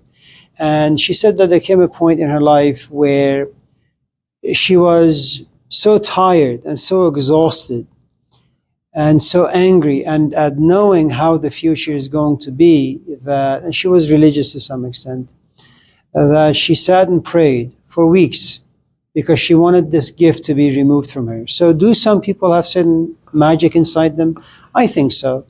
I think someone like Malcolm X, he's a great orator. He speaks really, really well. How, why, I don't really know. There is something very special about, for me, about Anthony Hopkins, his voice, his eyes, the way he moves. Some people just have some magic inside them. And this magic takes different shapes, different forms, different colors. Some people think well, some people are like, Magnus Carlsen, Cristiano Ronaldo. So yeah, there are some people who can kind of predict when and who and how and when. Yeah. But oftentimes, if, like any other Messiah, a prophet is never welcome in his own town. That if my mom was to come and tell me, Amir, you're going to die, I'm not going to believe her. Because her receptiveness to certain things is not something that I am gifted with. And so her truth may be a bit too painful, and I may not be at the right place in life to hear what she has to say to me. So there are lots of, moving parts. Yeah. I mean, could that, I'm not trying to be rude, but could that just be a major coincidence? Like, I find it hard to mix philosophy and magic, because philosophy is based off of very real, natural emotions that are provable. I think you should just go with the yin and the yang. There's a part of us that desires concrete, rational, reasonable things, and there's a part of us that's very intuitive. And there are just these two forces inside us. I mean, it's like I'm sure that many of you in this class have gone to a party, or you have come across someone, stranger or a friend, that you just know you don't want to be around them. And if someone wants to say why, you would say, I don't really know. I mean, I can't give it to you in a reasonable way or rational way. I just feel, intuit that there's just something off about them. Or this party just feels too thick. I don't want to be in it. But so this person predicted their death or whatever, 9/11. Those things are all personal to that person. Why Sure. would they predict, I don't know, 1,000 people in another country somewhere else that wasn't on the news died? That's the part where it separates, like, someone like Malcolm X, who his brain is wired in a way that allows him to speak very fluently. Yeah. And there's actual magic that define the laws of nature. I can't prove or disprove.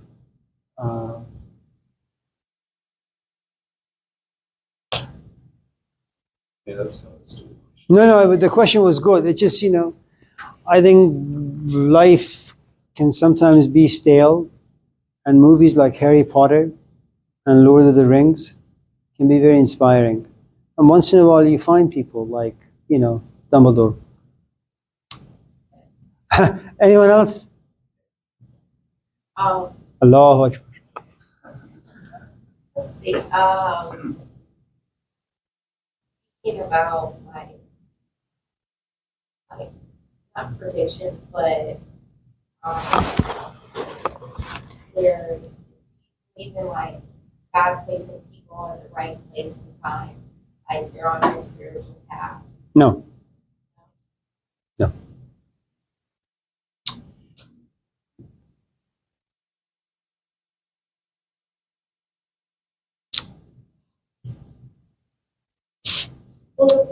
Look, let's say I am single, and let's say you're single, and let's say we have chemistry.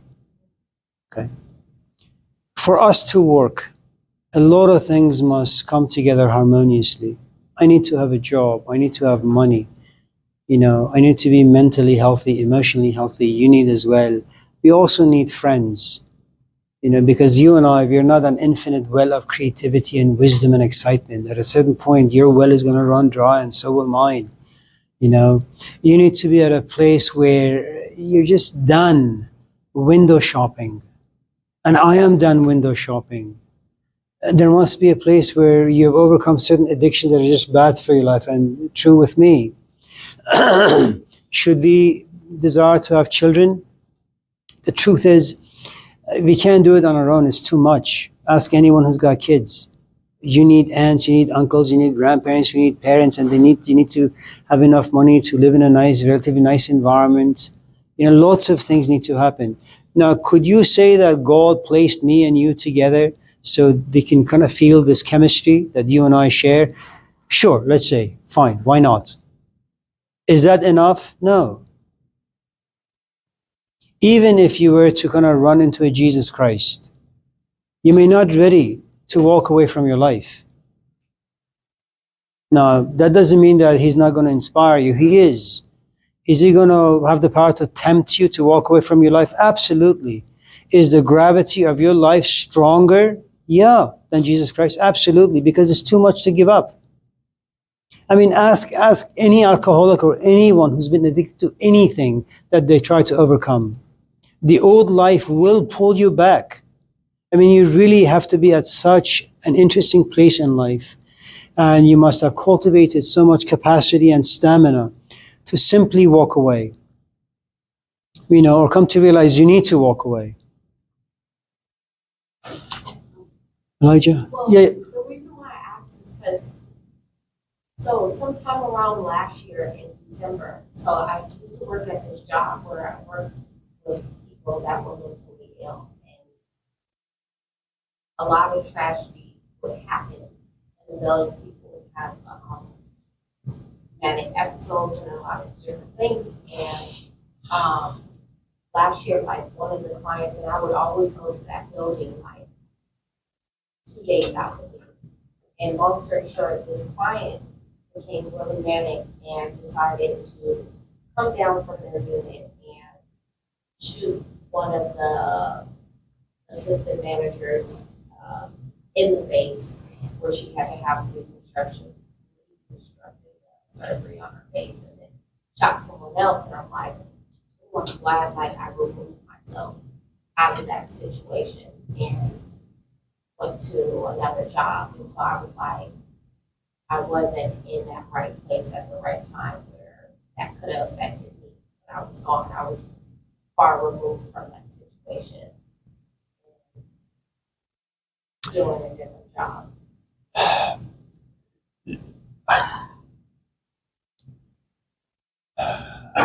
Let me just tell you a story, and then we'll go to Elijah. Maybe I shouldn't tell you a story and just go straight to Elijah. But out of respect for what you said, there was a woman, Betty Eady, and I think I sent the audio to some of you who requested them. It's called Embraced by the Light. So she has this experience, out-of-body experience, while she has a surgery, and she has a near-death experience where this lawyer steps out of his office to go get himself a sandwich. There's a homeless man sitting to his right, but you know, as he's walking, he doesn't pay him attention. On his way back, he looks at this lawyer, this homeless man, and everything about his life has changed. Now, the way Betty Eady explains the story or describes the story is that she's out somewhere in the heavens. These 12 men ask her in. She goes in with robes and long beards, these old men, and they pull this curtain open and they ask her, tell us what you see down there. And she says, it's a homeless drunk. And so they begin to laugh, and she says she was very confused as to why they were laughing. So they close the curtains, they pull the curtain back open, and then they ask her, "What do you see now?" And she says, "Inside, he's filled with light." "What is that?"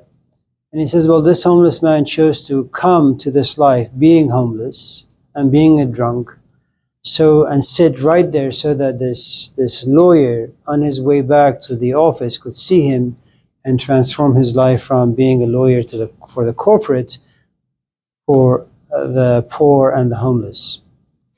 Now, the story is fascinating, and the story is I think it's a wonderful story that gives a lot of us hope and removes a good amount of judgments from us, in the sense that next time you walk by a homeless man or you see someone who's mentally not all there, you could say, "I wonder what message they have to give me today," instead of just condemning them for the way and for who they are. I think these stories kind of do something to us, and they're magical. And if you can live like that, more power to you. But stories like this are frequent, and they're nice. And if you believe them, good for you. They empower you. Yeah. What are your thoughts on dreams? The ability to have lucid dreams?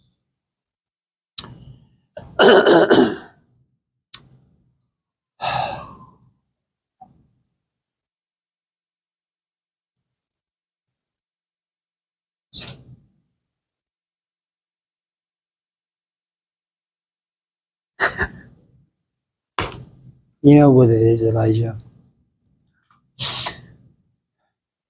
I've been talking about these things for 30 years now. Just hearing myself say them once more, I feel like puking, but I will tell them nevertheless.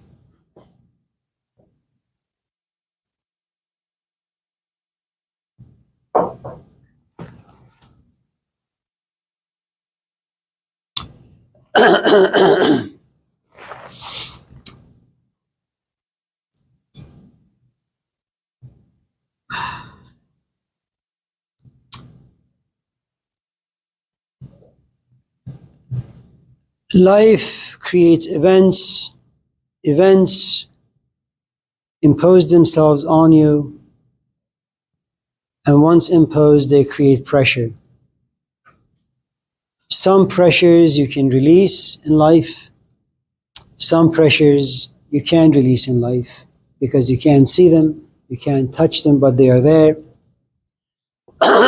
It's like, imagine you're walking around Lakeshore and you see a cop just beating this young man,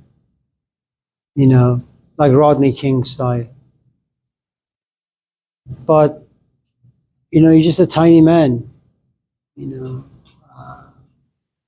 and you know what's going to happen to you should you scream or should get involved.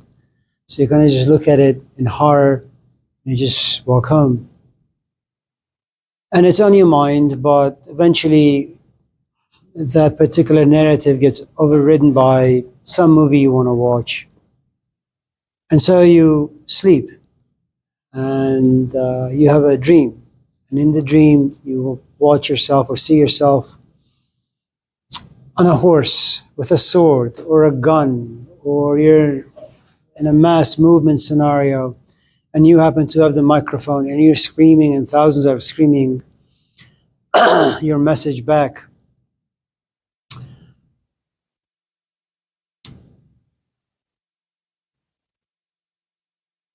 And you wake up from the dream and you may think that you should study sociology or social justice. You should go to GTU and get your master's or PhD in social justice. And it's actually not a bad thing. But I think all dreams have a message in them. The task is, do you have the alphabets of the dreams? Do you know the alphabets? And do you know the language of the dreams? And do you know how to decipher and decode them? In the Islamic tradition, the person who is the oracle of dreams, his name is Joseph. So in real life, everyday life, you need to find a Joseph who can interpret dreams the right way. The dreamer should never be able, the dreamer should never interpret dreams on their own. unless they are gifted. And to be gifted means you just need to have had like 5, 10, 15, 20 years of practice of various different branches of life to kind of understand how to decode dreams in a nice way.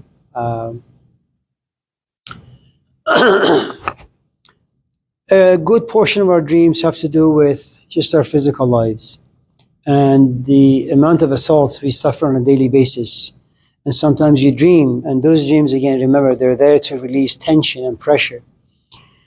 There are certain dreams that you will have that have to do with,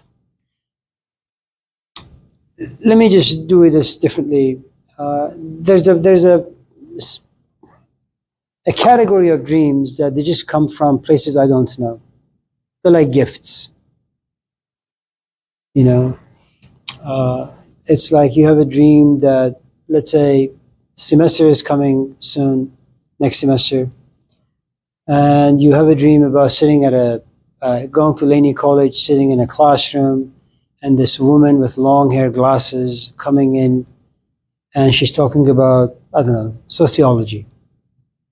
Okay. And lo and behold, you want to take some classes, your eyes meet the sociology page, and you look at some of the instructors, you Google the name, and there she is, for example. Some dreams have a spiritual quality to them. I want to leave them aside, not talk about them. But let me just give you a trick, just in case you're interested in such things. Just in case you awake from a dream and you find that the dream had some potency, some value, some importance, significance, but it's cut in the middle because you had to pee or you had to drink some water, whatever the case may be, and you want to go back to the dream to kind of figure out how the dream ends. The way you do it is, when you wake up, the dream is going to occupy you, so you're going to be like more awake than sleep. But you need to, if you want to kind of figure out how the dream ends, just keep playing with the images that were given to you. And eventually, hopefully, if you have the patience and the capacity, the stamina to keep rewinding and repeating, you know, the storylines, eventually you'll fall asleep. And if you're lucky, you'll find yourself in the dream scenario, the dream world. And eventually the dream will kind of tell you how it's going to end. And that's it. The dreams are interesting and they're, I think, significant. If you work with a teacher, you know, should you suffer your midlife crisis and your life is relatively complete and whole and healthy, but you want to move to a different stage in life or you want to discover different parts of yourself, you will find a teacher, you will work with this teacher, and about 99.9% of the images given to you in your dreams will involve you and the person you're working with. And those you should always write down and take seriously, at least for the time you're in that stage. Yeah. Talking about dreams, I was talking to my grandmother and I was telling her about a dream, and they say, like, I don't know if it's a myth or anything, but she says, like, when you have a bad dream, don't speak about it out loud or don't tell anyone that dream. Like, you're not supposed to speak about your dream or, like, whatever. I think bad or good, if there is someone in your house that's wise enough, has the language of dreams, you should always tell them. Yeah. They say if it's bad, don't do it.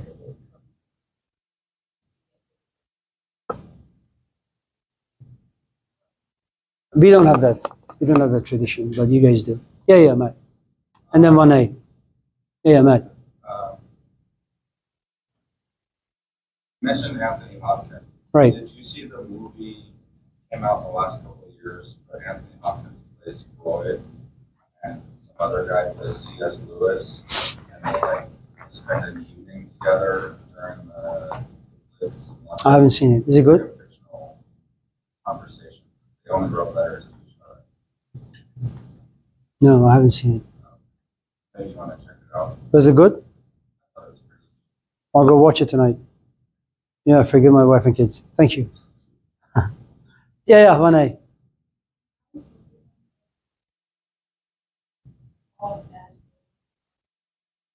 or larger group. I feel like there's some we were talking about like cancer and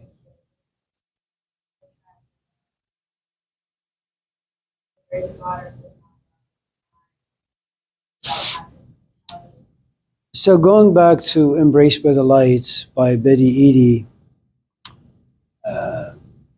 what she suggests, she had a near-death experience, and she kind of became relatively famous after that experience. The book is called Embraced by the Light. What she argued was that which is better? For you as a 10-year-old to wake up, be diagnosed with stage 4 cancer, and then die 2 months later, or to be 25, be hit by a drunk driver, and no longer being able to walk or talk or eat or think or anything, and your parents have to take care of you, the whole of you, and you become a burden to a community. And then you die 20 years later. So one of the things that she had mentioned was that sometimes what we see as tragic may actually be quite beneficial to the person who's going through the tragedy. There is another scenario that the Hindus have this kind of idea that human beings up there in paradise for the Hindus and maybe other traditions, they don't have a physical body, but they're very jealous of human beings. Angels are very, very jealous of human beings. Why? Well, we have the capacity to experience two things, or two worlds. You can experience hell down here. You can also have moments of inspiration, heaven, you know. Angels can only experience the paradise and gods and all those things. They don't really know what it means to eat chicken tikka masala. They don't really enjoy, they can't know what it means to enjoy sex. They don't really know what it means to fall in love. And they look down here and they say, wow, this collection of dust we call human beings with all the awful things that he is or she is and all the awful things that they do, there are moments their life is blessed. They're just magic. They're beautiful. We want some of those. And so for the Hindus, all these angels, these spirits are standing in line. And God says, okay, well, what do you want? Well, I want to go down. Go down where? I want to be a human. Well, what kind of a human do you want to be? Well, I want to live to be 90. And one says, I want to live only 2 months. One says, I only want to be an embryo and then be aborted. You know, I want to be a drunk. I don't really care. Just send me down. And so what you realize is that in a tradition where such ideas are primal, you know, they're embedded in the culture, no human life is ever a waste. No experience is ever a waste. There is always something to be learned. There is always something to be observed. There is always some information that has the power to transform you.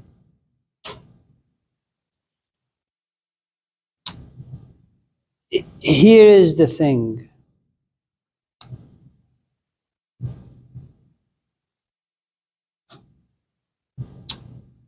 Let's say you don't like me very much, Van A. Okay.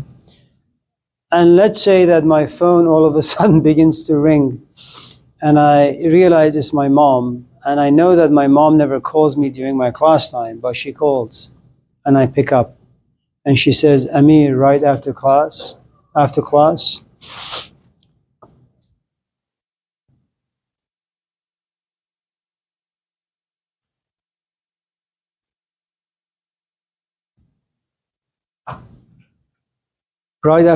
come home. Dad died. Now, if you have seen me for the past few weeks, no doubt you've come to realize I tend to be relatively composed. Okay? Now, you don't like me at all. You hate the way I look, you hate the way I talk, you find the class boring, uninteresting. Despite all the negative ways you feel about me, I hear this news that my father has passed, and all of a sudden I kind of clam up and I get teary-eyed and I begin to cry. What's going to happen to you? Well, you're going to feel bad for me. You're going to feel my pain as best as you possibly can. And the point I'm trying to make, in the presence of pain, something happens to us. You know, my children can walk, my children can eat, my children can have fun. But when I go out and see young parents who have children and two of their kids are on a wheelchair because they have some terminal illness and no one can fix them, heal them, well, something is going to happen to me. I'm going to look at my kids and the way they walk and the way they talk and the way they eat and the way they spend money, and it's going to make me feel angry. Not angry at them, but angry at the injustice of life. And so we make a judgment. And what the Hindus argue is what you see is the physical reality, but you don't see the soul or the spirit that chose that particular life. Now, I'm not quite sure if seeing or looking at life with that perspective can be all that healthy. The truth is, I need Malcolm X and fight for me because I am poor, I am invisible, I am voiceless. I don't want someone like Jesus Christ to come down and say, you know what, that is the life that they chose when they were in paradise, and you need to leave them be. That's the life that God chose for them. That's the life that their spirit chose for them. You know, I need people who are social activists. I need people who look at life as this bundle of injustice and fight for the weak and the innocent and the oppressed. And given that scenario, my position is I reject Betty Eaty's ideas that life is destined and people, before coming down here, acquiring a physical body, they chose exactly what kind of a life and what kind of a suffering they wanted to come down with. And they chose while they were alive, you know. So, but going back to your point, I think the presence of pain, there are lots of, as I was driving to school, lots of tents out there. I didn't feel anything. I was drinking my water and driving to campus. If on the other hand, I had taken a nap, woke up in a relatively crappy mood, where I didn't like my life, I felt I was far too privileged, that there is so much injustice, cruelty in this world, as I'm driving and I see the homeless people, then something happens to me. Then when I come to school or my class, then I kind of come in with a relatively foul mood. And I begin to scream and shout, not at you guys, not because of you guys, but because of the pressure life puts in me, and I don't know how to release it except to scream and to shout and to be angry. So pain does have that transformative effect. Makai? Makai, right? Yeah. Elijah? Anything? Avi?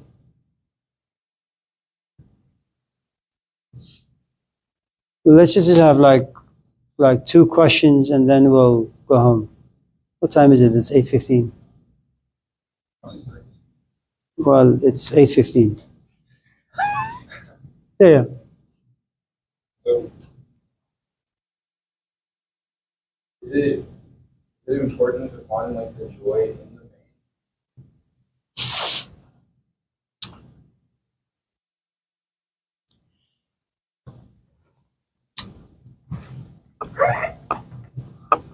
So there are a couple of things. Imagine I am your father, and imagine that you and I have had a great relationship, okay? And I never think about death, you never think about death, we never have conversations about death, my death. So we just kind of live our life. One morning I wake up, I say my chest hurts a little bit, or I have a headache, and we go check it out. And I'm diagnosed with a brain tumor, and I'm given 6 months.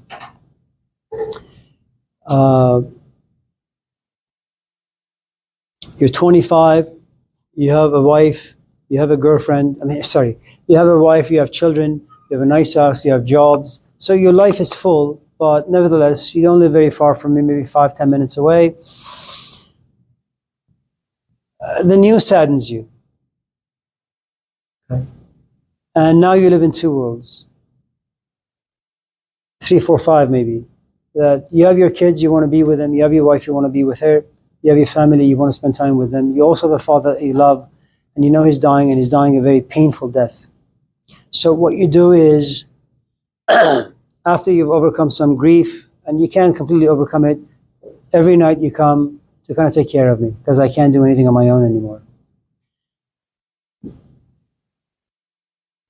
There is sadness in that. There is also joy in that.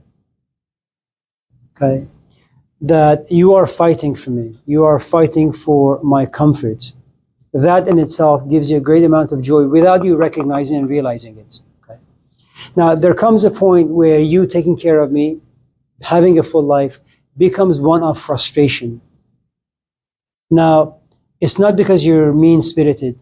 It's because all of us in this class can only be a divided house for so long.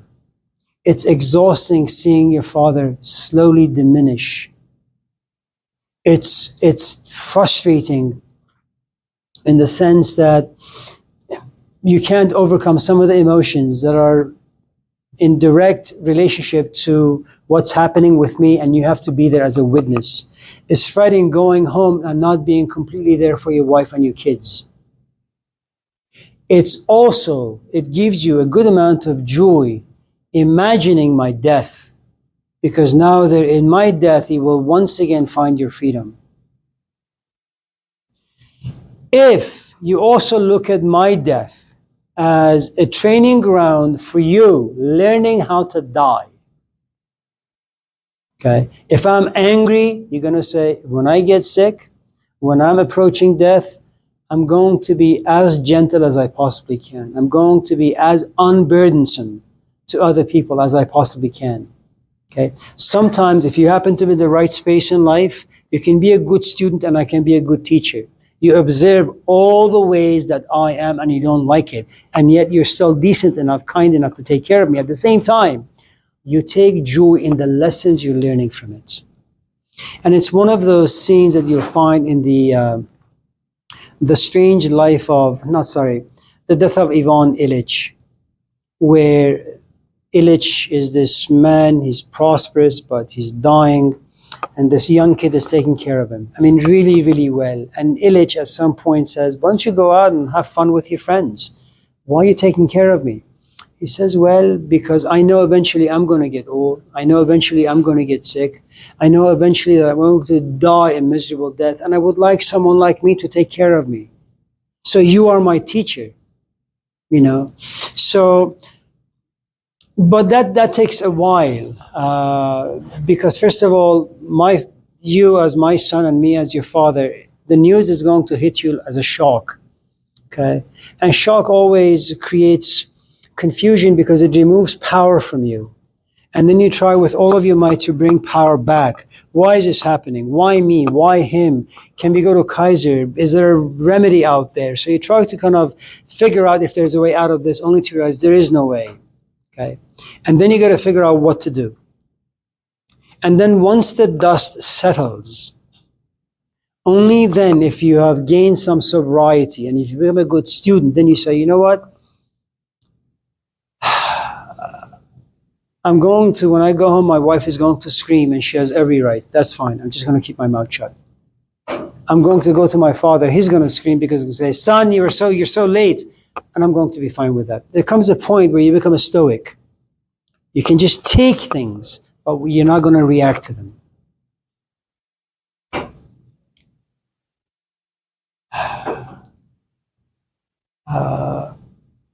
Some joys are instinctual. In other words, you go somewhere, you see something you like, you enjoy it.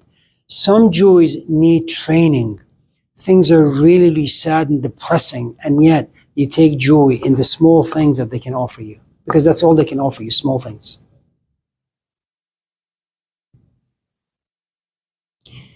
All the questions that you guys asked, there are some keywords in them. Look at the keywords as a musical instrument and ask yourself, how long does it take for you to play the piano or the guitar or the violin?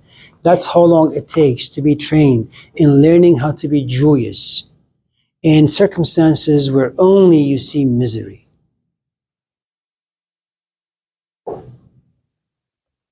You know, so it's good to see all of you. Do you have, I'm sorry, any other questions or comments before we go home? And Elliot, you never asked anything. Good. Okay. Have a nice evening.